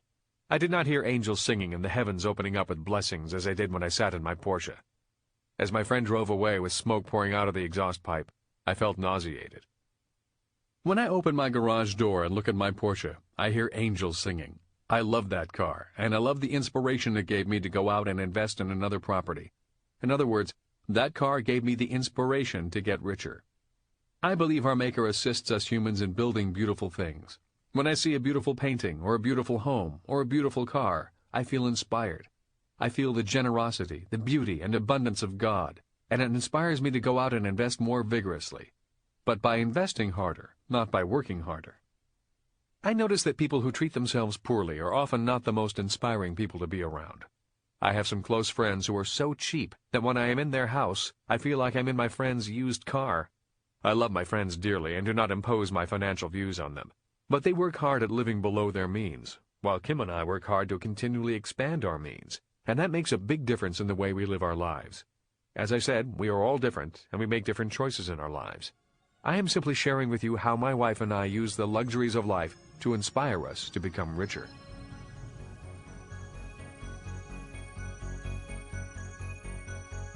Lesson number 3.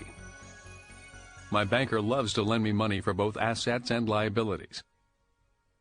My contention in Rich Dad, Poor Dad that your house is not an asset has created a lot of controversy. In fact, I get more angry mail about that than any other point in my programs. I often say, when your banker says your house is an asset, he or she is not lying to you. He or she is just not saying whose asset it really is. Your house is his or her asset. I also state, I'm not saying don't buy a house. All I'm saying is, do not call a liability an asset. Still, the mail comes in. If you are uncertain about why your house is not your asset, but the banker's asset, you may want to re-listen to my other audiobooks. There is a point I want to take further in this audiobook. Your banker will lend you money regardless of whether you buy an asset or a liability. Your banker does not tell you which one to buy. So if you want to buy a new speedboat, and your financial statements show that you can afford the payments, the banker will be more than glad to lend you the money. If you want to buy a 3-bedroom home that you'll use as a rental property that makes you money, and your financial statement is favorable, the banker again will generally lend you the money. Why? Because regardless of whether you borrow money for a liability or an asset, to the banker, either one is an asset. So people who first borrow money to buy assets usually end up with more money to buy liabilities. People who only buy liabilities often have no money left to buy assets. The point is, since your banker does not really care which you buy, assets or liabilities, because either one is an asset to the bank, then maybe you should care. In fact, the more you care, the happier the banker is, because the banker's job is to lend you more money.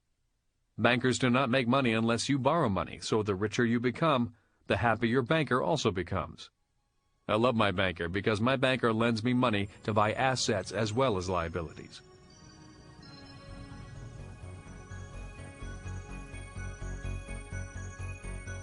Lesson number 4.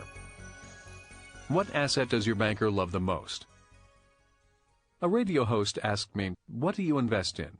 I replied, "I began investing in real estate in my 20s, so the bulk of my investments are in real estate today. I also own businesses and some paper assets such as stocks, bonds, and mutual funds." The interviewer then said, "I don't like real estate. I don't want to fix toilets and receive phone calls late at night from tenants. That is why I don't invest in real estate. Everything I have is in stocks or mutual funds." He then ended the interview, cut to a commercial break, and I was ushered out of the studio. Later that evening, I reflected on that interview. I said to myself, what an expensive decision that radio interviewer has made. He does not want to invest in real estate because he does not want to fix toilets or receive phone calls late in the night. I wonder if he knows how much that single idea is costing him. In our third book, Rich Dad's Guide to Investing, I wrote about the 3 primary asset classes a person can invest in. They are 1. Businesses, 2. Real estate, 3. Paper assets. As I sat there quietly that evening, I could hear Rich Dad saying to me, "Which one of these 3 asset classes does my banker love the most?" The answer is real estate. Of the 3 assets, it is very difficult to receive a loan to start a small business. You might get a small business loan, but those loans often require you to pledge your other assets as security. It is also very difficult to get your banker to lend you money to buy paper assets. Your banker may use your paper assets as collateral and then loan you the money personally. Rarely will a banker lend you money for 30 years at 8% to buy paper assets, but your banker will loan it to you to buy real estate. Years ago, Rich Dad said to Mike and me, "If you want to be rich, you must give your banker what he wants. First of all, your banker wants to see your financial statements. Second, a banker wants to lend you money to buy real estate. Just know what your banker wants and you'll find it easier to become rich." That is one of the reasons I said that the radio host's prejudice against real estate was expensive. It is an expensive idea because he will have to use his own after-tax dollars to buy stocks, bonds, and mutual funds without the leverage of his banker's money. He had to use the most expensive money of all, his own money that comes from his labor, after the government has taken its share in taxes. Let's use a $10,000 example to illustrate this point. If the radio host buys mutual funds, all he can buy is $10,000 worth. If the host were to buy real estate, it would be fairly easy to buy a $100,000 property with $10,000 and $90,000 borrowed from the bank. I am also assuming that the property has a positive cash flow, which means that the tenant's payments cover all expenses and the cost of the bank's mortgage, as well as providing some income. Let's say the markets are good and each asset goes up 10% that year. The mutual funds will gain for that investor $1,000, and the real estate will gain for the investor $10,000, plus the income from cash flow, plus depreciation, plus no capital gains tax. In America, if a tax-deferred exchange is used at the time of sale. The mutual fund probably does not have any cash flow, is not entitled to depreciation benefits, and is taxed at capital gains tax rates if outside a pension plan. This is not to say paper assets are bad. I have substantial holdings in stocks and mutual funds. The point illustrated here is the cost of the idea, I don't invest in real estate. To me, the biggest expense of all is personal freedom. For Kim and me, the best thing about real estate is the monthly passive cash flow income taxed at a lower rate than earned income, which allows us to be financially free. In other words, real estate allows us to have good debt, and good debt is debt that makes us richer quicker. But in utilizing leverage or the bank's money to get richer quicker, there is a price to pay. If you look at the returns on your capital, by using no leverage, your return on $10,000 is 10%. But by using the bank's money, your return is 100% on your money. That also means that the real estate market would need only go up by 1% to have the same return as the paper market going up by 10%. When you factor in the tax advantages, the real estate market can improve by less than 1% to have the same net return as a paper market improving by 10%. Those are some of the reasons why Rich Dad said, always give the banker what he wants, and why he also issued these words of caution. Always treat any debt as you would a loaded gun. The reason is because leverage can swing both ways with equal force, meaning you can make a lot more money using the bank's money, and you can lose a lot more money using the bank's money. So the price to pay is an investment in your education and several years of experience. If you are not willing to pay that price, do not use other people's money. Use only your own money and play it safe. Paying the price for education. In the 1970s, I invested in that real estate investment class, which cost $385. That 3-day course has been one of the best investments I have ever made. I started slowly with small investments, and invested another 5 years gaining the experience I needed. I too do not want to fix toilets, nor do I want to receive phone calls in the night, and I don't. But I do like what my investment in real estate brings me, and that is a lot of good debt and a lot of freedom. At a recent real estate seminar in Dallas, Texas, where I was the guest speaker, a man of about 60 years of age approached me. He had heard me say, "My rich dad taught me to be a real estate investor by playing Monopoly, and we all know the formula for great wealth found in that game. And the formula is, buy 4 greenhouses and turn them into 1 red hotel." This gentleman came up to me and said, "Should I turn my houses into red hotels?" I smiled and asked, "How many houses do you have?" He thought for a moment and said, "A little over 700. "What?" was all I could say in response to him. Sitting down to find out more, I learned that he was a rancher out in West Texas. For the last 40 years, he would buy a few houses a year and rent them out. He went through the booms and busts of both the oil and cattle businesses of West Texas. When it was a bust economy, he would buy houses for people who were in financial trouble and often rent them back to them. As his cash flow grew, he just kept buying more houses, most under $65,000, and he never sold any. At the time of our meeting, I found out that he was averaging $200 a month per house in positive cash flow. I gasped and said, "You mean you have over $140,000 in monthly income? Over $1 million a year just from rental property?" "Yep," he said. "That is why I came to ask you if you think I should start selling some of my greenhouses and start buying some of them red hotels. Takes a lot of time buying those little greenhouses, so I like your idea of buying bigger buildings. Then I don't have to buy as many." I shook my head and laughed and said, "The next seminar we have, I want you to be the speaker and I'll be the student." I then gave him the name and number of my financial and tax advisors and told him to call them. I told them that he was far beyond me. As he thanked me for the phone numbers, my mind drifted back 40 years to memories of my rich dad playing Monopoly with Mike and me. I was playing Monopoly with little green plastic houses, and the gentleman walking away from me was playing the game for real. I could hear Rich Dad saying to Mike and me, "My banker always wants to lend me money to buy more real estate, so I always give my banker what he wants."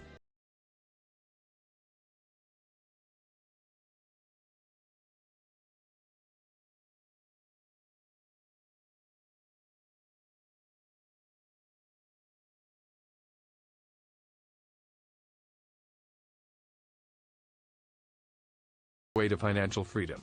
You first have to pinpoint exactly how much debt you really have. For many people, figuring out how deeply in debt they are is like going to the dentist. You know it's good for you, but it's not always pleasant.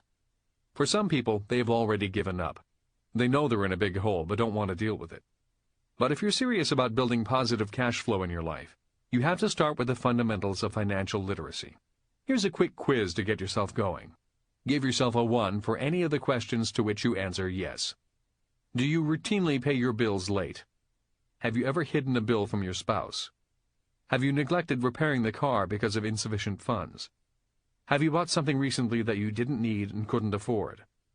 Do you regularly spend more than your paycheck? Have you been turned down for credit? Do you buy lottery tickets in the hope of getting out from under? Have you put off saving money for a rainy day? Does your total debt, mortgage excluded, exceed your rainy day reserve? Add up the numbers in the boxes. If your score is 0, that's great. You're already in control of your cash flow. If you scored in the 1 to 5 range, you may want to think about reducing your debt by following Rich Dad's program. If you scored in the 6 to 9 range, Watch out, you may be headed toward financial disaster. If you really want to gain control of your cash flow, you're going to need 3 key ingredients: figuring out where you are financially, personal discipline, and a game plan that's going to take you where you want to go. First, fill out your own financial statement, including an income statement listing all of your income and expenses, and a balance sheet, including all of your assets and liabilities. Is it difficult to change your habits? You bet it is. It depends on you and how eager you are to take control of your financial life. Remember, you don't have to do any of these steps, but if you don't, you'll just remain where you are in the current rat race of spending your paycheck on bills that never stop coming. Now, while you don't have to cut up your credit cards, you do have to follow a debt reduction plan. The first 2 steps in doing this are: 1. Pay yourself first. Whenever you get a paycheck, the first bill you pay is to yourself, not the car payment, not the mortgage or rent money. Pay yourself a decent bit of money, then immediately put that money into a separate investment savings account. And don't touch it until you're ready to invest it in some way. 2. Your next step is to cut back on what I call doodads. Those are those extra things in life that we all crave but really don't need. It might be a fancy car, or going out to dinner at expensive restaurants, or really sharp clothes. Whatever your doodads are, just stop that habit of purchasing them impulsively. Admittedly, this is where your self-discipline and willpower come into play. But if you really want to get out of debt, you need to adopt the old-fashioned virtue of delayed gratification. Now, if you have listened to our other audiobooks, you may think we are changing our advice. While Rich Dad believes in expanding your means to be able to afford any lifestyle you want, there are times when you have to stop and take other measures to get started on the right track. The following advice and the Take Control of Your Cash Flow formula from Rich Dad's Cash Flow Quadrant are designed to help you take those drastic steps that will help you start a plan for a better financial future. Okay, you've decided to discipline yourself and take control of your cash flow. Here are the next steps. 1. Review your financial statement that you just created. 2. Determine which quadrant of the cash flow quadrant you receive your income from today. In case you have not listened to my previous programs, the cash flow quadrant is a large square divided into 4 smaller squares. The upper left square is the E quadrant, or the employee. The lower left square is the S quadrant, or the self-employed person. On the upper right is the B quadrant, the big business owner, and on the lower right is the I quadrant, or the investor. So, which quadrant are you receiving your money from now? An employee, a self-employed person, a big business owner, or an investor? 3. Determine which quadrant you want to receive the bulk of your income from in 5 years. E, S, B, or I. 4. Begin your cash flow management plan. A. Pay yourself first. Put aside a set percentage from each paycheck or each payment you receive from other sources. Deposit that money into an investment savings account. Once your money goes into the account, never take it out until you are ready to invest it. Congratulations, you have just started managing your cash flow. B. Focus on reducing your personal debt. The following are some simple and ready-to-apply tips for reducing and eliminating your personal debt. Tip number 1. If you have credit cards with outstanding balances, 1. Cut up all your credit cards except for 1 or 2. 2. Any new charges you add to the 1 or 2 cards you now have must be paid off every month. Do not incur any further long-term debt. Tip number 2. Come up with $150 to $200 extra per month. Now that you're becoming more and more financially literate, this should be relatively easy to do. If you cannot generate an additional $150 to $200 per month, then your chances for achieving financial freedom may be only a pipe dream. Tip number 3. Apply the additional $150 to $200 to your monthly payment of only one of your credit cards.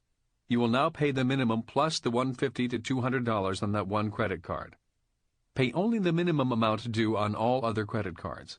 Often people try to pay a little extra each month on all their cards, but those cards surprisingly never get paid off. Tip number 4. Once the first card is paid off, then apply the total amount you were paying each month on that card to your next credit card. You are now paying the minimum amount due on the second card plus the total monthly payment you were paying on your first credit card. Continue this process with all your credit cards and other consumer credits such as store charges. With each debt you pay off, apply the full amount you were paying on that debt to the minimum payment of your next debt. As you pay off each debt, the monthly amount you are paying on the next debt will escalate. Tip number 5. Once all your credit cards and other consumer debt is paid off, Now continue the procedure with your car and house payments. If you follow this procedure, you will be amazed at the shortened amount of time it takes for you to be completely debt-free. Most people can be debt-free within 5 to 7 years. Tip number 6. Now that you are completely debt-free, take the monthly amount you were paying on your last debt and put that money toward investments. Build your asset column. That's how simple it is. Other tips to help you get control of your finances include: start paying all your bills on time to avoid any late fees. Find a credit card with a lower interest rate or no annual and transfer fees. Then you may want to consider consolidating your other credit card debts to that one card. This will allow you to pay less in interest and fees. Stop using automated teller machines, ATMs, that charge a fee. That's like paying to use your own money. Get in the habit of paying cash. Use a charge card only for emergencies. Learn how to stop buying on impulse. Use your willpower to say no. Shop at wholesale clubs and discount department stores. Respect your budget. If you've reached the $200 food limit, skip the potato chips and ice cream. Buy generic medicines or find a discount pharmacy. Start looking for a part-time job, business, or other way to earn a little extra income. Turn your thermostat down. Turn off a few lights to save on your electric bill. Learn how to winterize your home from top to bottom. Insulate pipes, get rid of drafty windows, eliminate those areas where you lose energy. Cut back on your home telephone as well as cell phone usage. This is an area where many people overlook how they can save money. Check on your insurance policies. See if you can find some comparable policies for the same cost. Raise your deductible to lower your monthly bills. In short, start getting in the habit of watching how you spend a dollar here and a dollar there. Give yourself a week and just check on how much you can save by not buying the expensive shampoo, or not going out to dinner, or cutting back in your lengthy phone conversations. Let's say you save $30 or $40 a week. Over a month, that comes to more than $100. Over a year, you're saving $1,200 or more, and that's a nice chunk of change to put toward paying off your credit cards. Your goal should be to get out of debt as quickly as possible so you can start looking to a better future and start thinking like the rich. Then you can start buying or building assets that will generate the passive income to pay for your phone bills, electric bills, insurance policies, and more. That is the Rich Dad philosophy of expanding your means to live the lifestyle you choose. There are 2 types of debt. Secured debt is debt that has collateral backing it up. Typical examples would include a home mortgage or a car loan. Unsecured debt is debt without any collateral backing it up. That usually includes credit card bills, personal loans, and medical bills. The very first debt to try and get rid of is the unsecured kind. In the Rich Dad system, unsecured debt is most definitely what we call bad debt, and the sooner you can eliminate it, the more in control of your finances you will be. That means paying down your credit cards as quickly as you can, along with any other outstanding debts you may have. Let's look at credit cards for a moment. No question that they are a wonderful convenience. And there really is no reason to cut them up, so long as you fully understand how they can lead to real financial concerns. For example, many credit cards charge you an annual fee just to have the card. Then, on top of that yearly fee, they of course charge an annual percentage rate, APR, on any monies you owe them. Take a look at your credit cards. Most these days are charging around 10% on your purchases and balance, but some charge much more than that, even as high as 20% or 25%. Needless to say, you'll spend a fortune trying to pay off any credit card debt if you only pay the monthly minimum fee.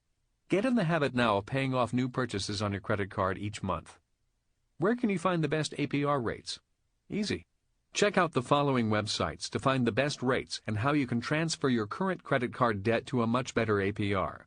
www.bankrate.com, www.quicken.com, www.creditchoice.com, www.ivillagemoneylife.com. Okay, let's focus on getting rid of bad debt. Here's the precise method I suggest for regaining control of your monthly cash flow.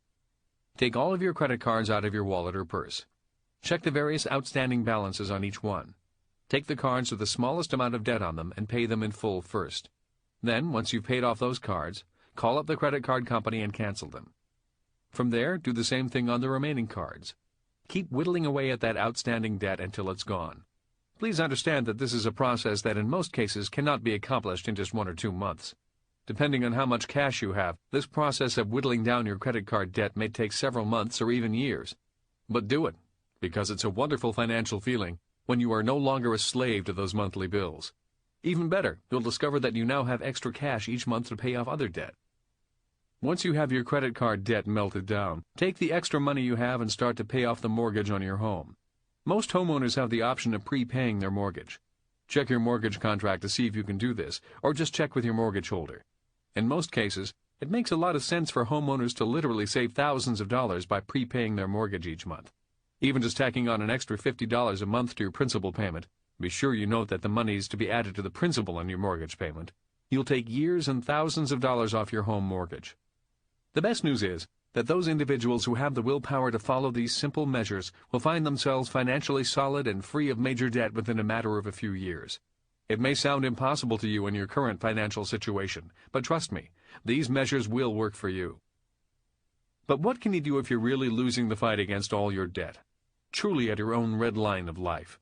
Chances are you should check into some free or low-cost counseling. Here are some top resources to contact. The National Foundation for Credit Counseling.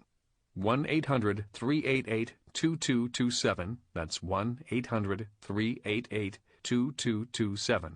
Or www.nfcc.org. That's www.nfcc.org. This nonprofit service, funded in part by contributions from credit card companies, offers educational programs and confidential credit consultation. For those who are deep in debt, a counselor will draw up a relief plan and negotiate favorable payment terms with your creditors. Debtors Anonymous, 1-781-453-2743. That's 781-453-2743. www.debtorsanonymous.com. That's www.debtorsanonymous.com. Modeled on Alcoholics Anonymous, this support group follows a 12-step program to help members overcome compulsive spending.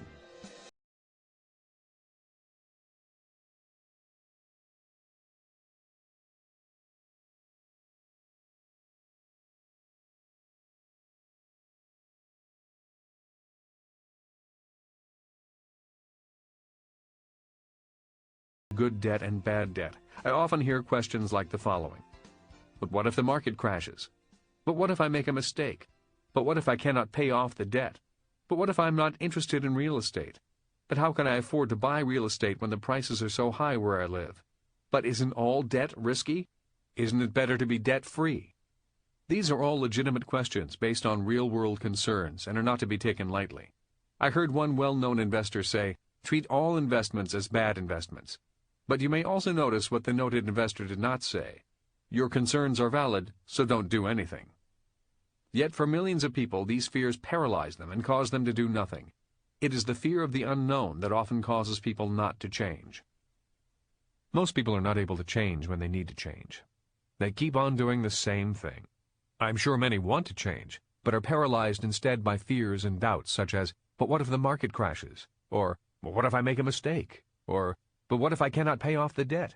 In other words, many people cannot change because they become prisoners of their own doubts and fears. Their doubts and fears force them to keep doing the same old things, hoping things will change, which is the popular definition of insanity. Rich Dad often said, for people who are afraid of making mistakes, it is often easier to do nothing or do the same thing. One of Sir Isaac Newton's other universal laws, the law of conservation of energy, states, a body at rest stays at rest, and a body in motion stays in motion. In other words, a person often finds it easier to remain doing the same thing, because a body in motion just stays in motion, doing the same thing. And a person finds it difficult to change, because it is often difficult to get something new started, because a body at rest stays at rest. So the price of becoming a millionaire often means doing something different, starting from scratch, getting a new ball rolling, making a few mistakes, and eventually becoming smart at something new. It sounds simple, and it is simple, but the reason most people do not do something simple that could make them millionaires is found in this law of Newton's. In my second book, Rich Dad's Cash Flow Quadrant, I wrote about the 4 different types of people found in the world of money and business. In the cash flow quadrant, there are 4 squares, each with a different letter: E, S, B, and I. The 4 letters stand for employee, self-employed or small business owner, big business owner, and investor. The book goes into the core differences between each of the 4 people found in each quadrant, and what changes people need to make if they want to change quadrants. The reason I bring the quadrant up at this time is because while many people want to change, many more become trapped in their one quadrant. For example, many people leave school, get a job, and remain in the employee quadrant until they retire, although they may long to burst out and do something different. Something different such as invest or start their own business. Many people, when they make a change, often do make changes, but only inside one of the quadrants. For example, many people make changes only inside the employee quadrant, which is why they go from job to job looking for more pay or happiness. The reason so few people become wealthy from the employee quadrant is because the tax laws are the hardest on the employee quadrant.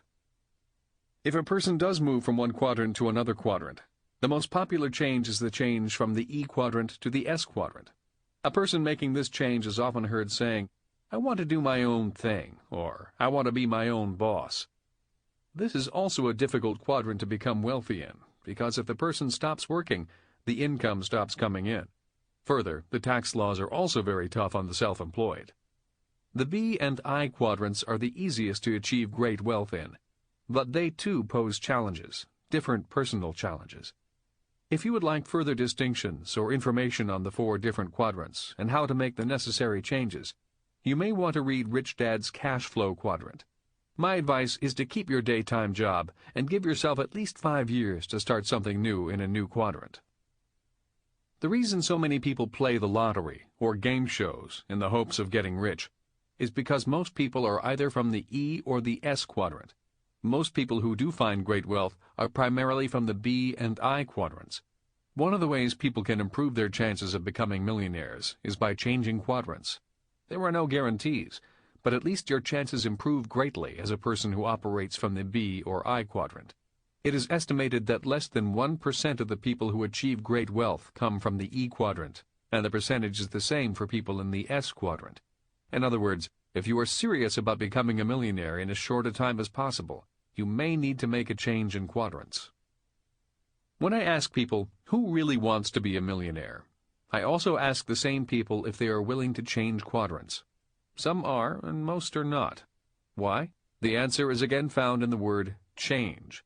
For many people, the change required to move from the quadrants on the left side, the E and S side, to the B and I side is too high a price greater than many are willing to pay.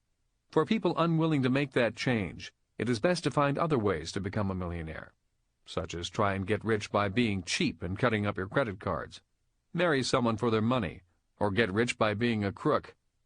But for those who are willing to consider making the change, I offer the following diagram as a helpful guide to you who are brave of heart. I developed the following diagram in order to explain why simple book knowledge or classroom knowledge is not enough for total financial success. While the diagram can be used to explain many different things, for the purpose of this audiobook, I will use it as a guide to explain what changes a person may need to make in order to become a financially richer person. I call this model the Learning Pyramid. If you have read our third book, Rich Dad's Guide to Investing, you may recognize this structure as a tetrahedron, which means a structure with 4 sides and 4 points to it. Some people call it a pyramid. This tetrahedron is useful in explaining what the price is in making the necessary changes to becoming rich, or making any change for that matter. It also explains why it is so hard for many people to make the necessary changes. To explain how the learning pyramid works, I'll use the following example. Let's say a person reads a book, and the book says go out and buy real estate or go find some good debt. So mentally they get the idea, go invest in real estate, acquire some good debt, and get rich, which is not a tough thing to do, but most people fail to do so. They may think about it mentally, but fail to do anything physically. Why? The reason many people are not able to physically go out and buy real estate is because emotionally they have a problem. And the problem arises when their emotional thoughts overpower their mental thoughts. When emotional thoughts are provoked by new mental ideas, we begin to hear the statements mentioned earlier, statements such as, "But what if the market crashes?" or, "But what if I make a mistake?" These are examples of the emotion of fear rising up to challenge the new mental idea, even a simple idea such as go and buy some real estate, acquire some good debt, and get rich. If the emotional thought is stronger than the mental thought, then the physical result is often no action at all.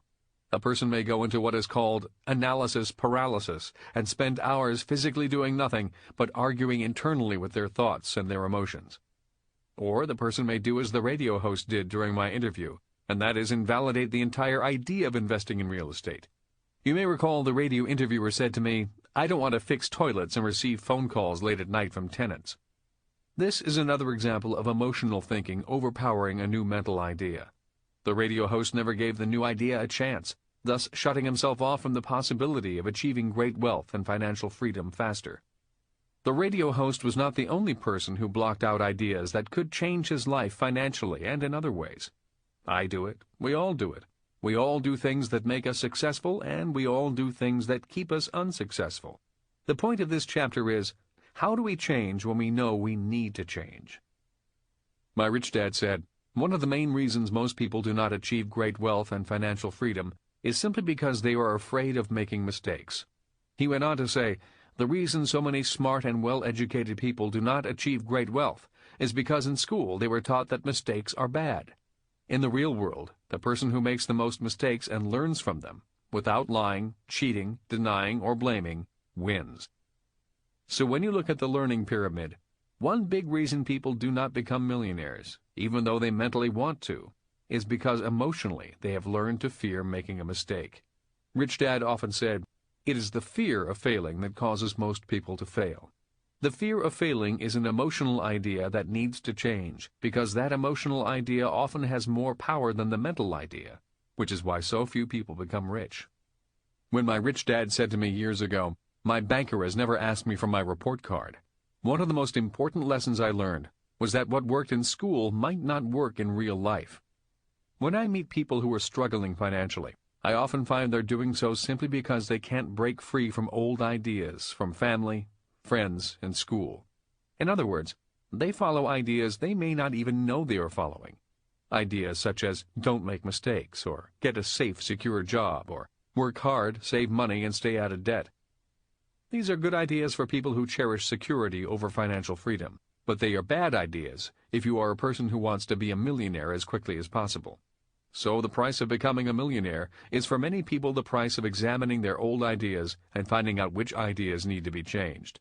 But remember, when one mental idea changes, it often requires changing emotionally, physically, and spiritually. By introducing financial literacy at an early age in school, we hope to make the new ideas of buy assets, have your money work for you, and financial freedom more possible and attainable. For me, the fear of failing was not an issue, as it is for many people. Failing at age 15 in school because I could not write was one of the best things that happened to me. Today, I make more money as a writer than most of the students who were A students in English. From that failure, I also learned that my real report card was my financial statement. So for me, I knew that failing was a good thing, if I would learn the lessons from the mistakes or failure. I realized I could gain a great advantage by being willing to make more mistakes than people who were academically smarter than me. The problem was, while I learned a lot by making mistakes, it was my lack of fear of failing that also limited how much I could learn. One of the reasons I volunteered to fight in Vietnam was because of the emotional and physical challenges going to war offered. While most people were saying, I don't want to go to war, or I'm against the war, I decided it was best to go. So I volunteered in spite of the fact that I was draft exempt. The good news was the Marine Corps did an excellent job of training young men and women to overcome their emotional and physical doubts and limitations. We were trained rigorously to operate with cool mental thought, even though we were emotionally terrified and physically challenged. We were trained to get the job done and fulfill the mission, even at the cost of our own lives.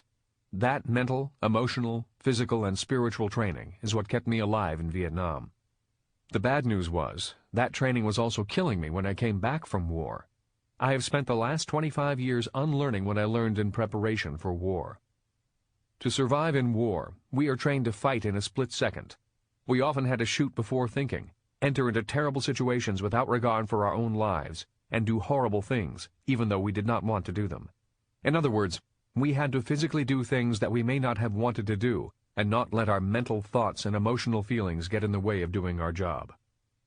When I returned from war, I discovered that my ability to overcome my fear and my willingness to fight were holding me back. In peacetime, there was no need for a warrior's behavior. I soon realized that there is a big difference between wartime Marine and peacetime Marine. People who become generals in the military are those who can be both good in peace as well as in war. Generals such as Colin Powell and Norman Schwarzkopf. In peacetime, I needed to learn to think and act more like a politician or a diplomat, even in the Marine Corps.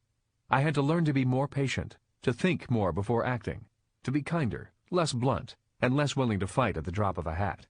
These are lessons I still struggle to learn today.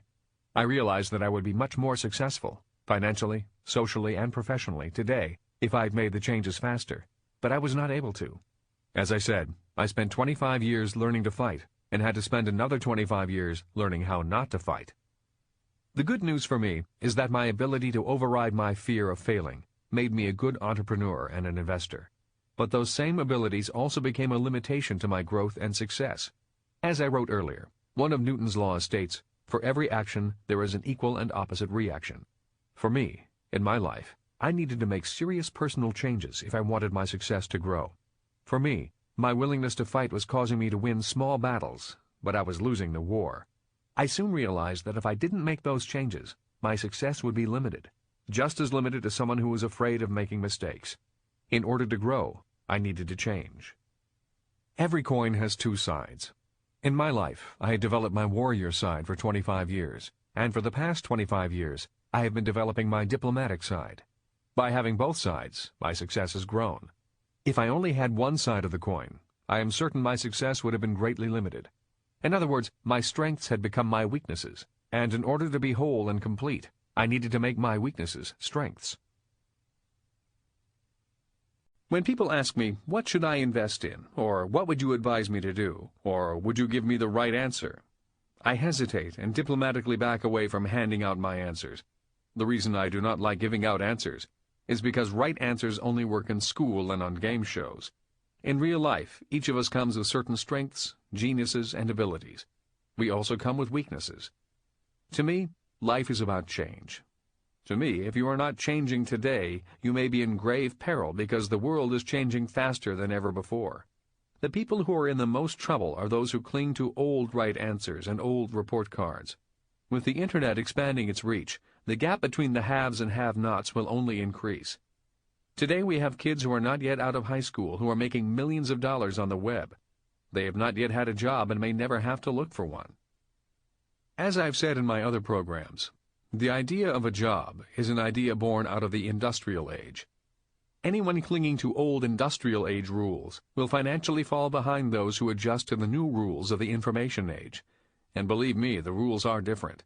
If you are clinging to the idea of job security, automatic pay raises, and seniority, you are clinging to rules created in the industrial age. The good news is there has never been more opportunity to gain tremendous wealth. But to gain that wealth, the price is that you may have to change. The uncertainty of change is often frightening. I am as apprehensive of the unknown as anyone else. I have the same self-doubts as anyone else. I hate being wrong and making mistakes as much as anyone else. But the good news is that everyone has to change today. Due to the Internet, change is now democratic. Everyone has to change or pay the price of falling behind, slowly but surely. The good news is that we all have the power to get us through this change if we want to access that power. That power is found on the learning pyramid. And that power is the power of your spirit. One of the best things about going to Vietnam was that I witnessed the power of spirit firsthand. If you talk to most veterans who saw actual combat, I am sure most will tell you of individuals who went far beyond the mental, physical, and emotional limitations that hinder most of us in day-to-day life. One of my classmates and dear friends from elementary school, Wayne, is a person who spent a year performing one of the most dangerous missions of the war as an LRRP, a LRP, as the acronym is often pronounced, which stands for Long Range Reconnaissance Patrol, was a person who was dropped behind enemy lines in a small fighting team to gather information. They often stayed behind enemy lines, living off the land for a week to 2 months. One night recently, I was at Wayne's house in Hawaii discussing the changes we went through from growing up in Hawaii, going to college and then going to war. We talked about how the experience of war dramatically changed who we are and what our core values are. We both quietly shared stories and spoke in awe of young men who performed feats of courage and heroism far beyond the so-called line of duty. The reason I tell this story about Wayne is because he made a point I want to make when I talk about the power of spirit we all have. During this late evening conversation, Wayne quietly said, "There were 2 missions where I was the only one to come back alive. I am alive today because dead men kept fighting." I suspect that the reason so many Vietnam veterans have difficulties emotionally is because we fought in a war that we as a country did not intend to win, and those who came back are alive only because we had friends give their lives so that we could live. On top of that, we came back to a country that often spat on returning soldiers instead of thanking them for what they did, right or wrong. I too saw dead men who kept fighting. Men who physically, mentally, and emotionally were technically dead, yet their spirits kept fighting on so others could live. As tragic as such experiences are, the lessons learned about the power of the human spirit have been priceless in my and Wayne's lives. Today when I hear someone say, "But what if I lose some money?" or "What if I make a mistake?" or "What if I fail?" I just sort of smile my diplomatic smile, nod my head, and walk away. It is still difficult for me to feel empathy for someone who is afraid of losing $10,000 when I saw others lose their lives. We do not, however, have to go to war to find examples of the power of human spirit, a spirit that we all possess. A few years ago, I went to a track meet for physically challenged people. There I saw another classmate who was injured in a car accident and had to have both of his legs amputated. Here he was, 50 years old, both legs gone, and he was running the 100-yard dash on his new prostheses. As he ran, I did not see any physical limitations. All I could see and feel was his spirit driving him. As he ran, his spirit and the spirit of the others that were physically challenged filled the stand of spectators. Most of us began to cry as their spirits touched ours. I was reminded again of the power of the human spirit. I realized that although I was better off physically than he was in far better physical condition than I was. His spirit had turned his physical handicap into a physical, mental, and emotional strength. We all have access to the power of that same spirit. We all have strengths, and we all have weaknesses. As I have explained, I was not blessed academically. I am not what the school system would call a smart student. I was not blessed emotionally simply because of my hot temper, lack of patience, and lack of attention to detail. I was also not blessed physically. I am not a great athlete, nor was I blessed with great physical beauty. Yet today, I would say I found personal happiness and financial freedom because I was always reminded of the power of the human spirit. Both my dads, as well as my mom, had that spirit, and encouraged me to call on that power in times of great personal doubt. I am who I am today because I married a woman who has a strong, powerful spirit, a spirit that trusted me and stood beside me when others said she should leave. If not for Kim's spiritual strength, I know I would not be where I am today. I would not be here today if not for my friends who stood by me and helped me up when I fell and lost faith in myself. I have attained financial freedom not because of my physical, emotional, or mental strength. I was encouraged by those around me to go on, even when I lost touch with my own spirit. I was able to make changes and grow to meet new challenges simply because other spirits inspired my spirit to carry on. And for me, I have always found freedom when I found my spirit. It was because of my spirit that I was able to study and learn mentally, learn to harness my emotions properly, and take physical action even though filled with doubt, to fall down and stand back up.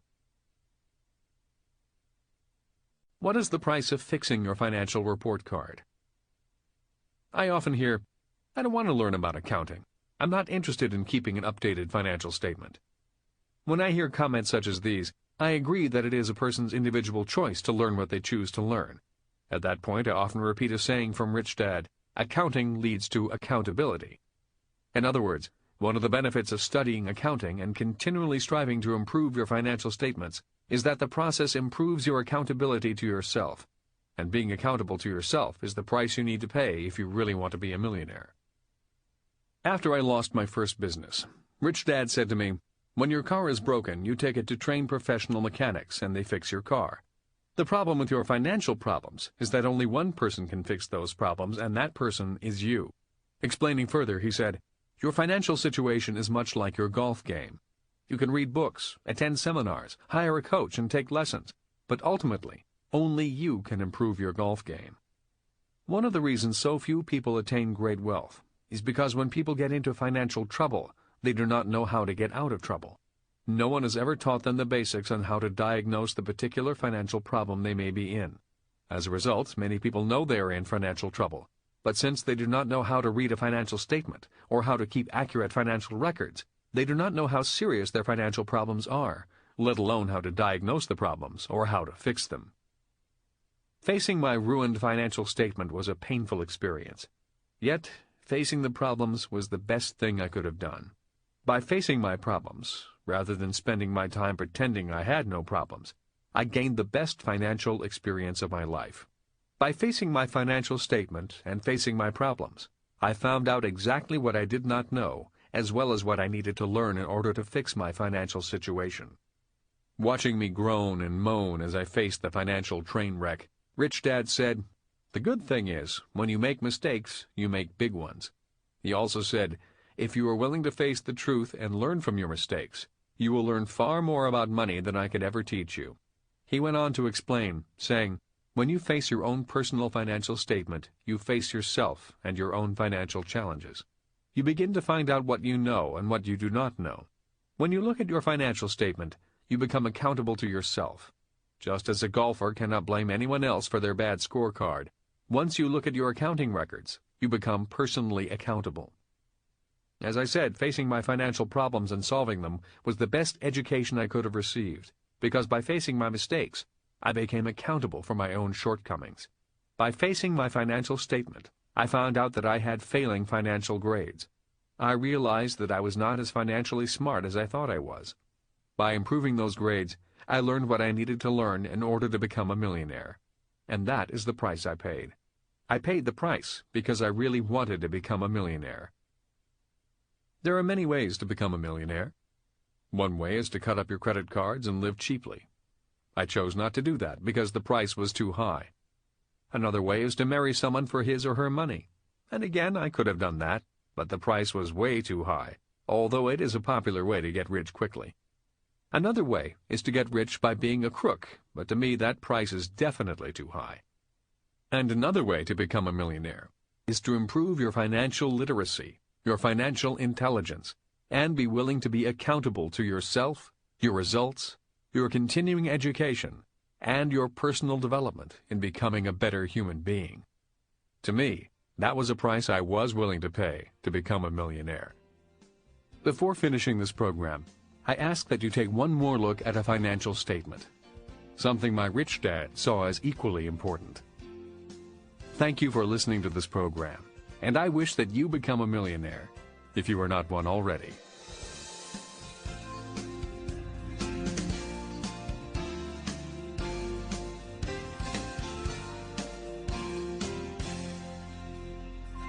This has been a Time Warner Audiobooks production of Rich Dad's Guide to Becoming Rich Without Cutting Up Your Credit Cards.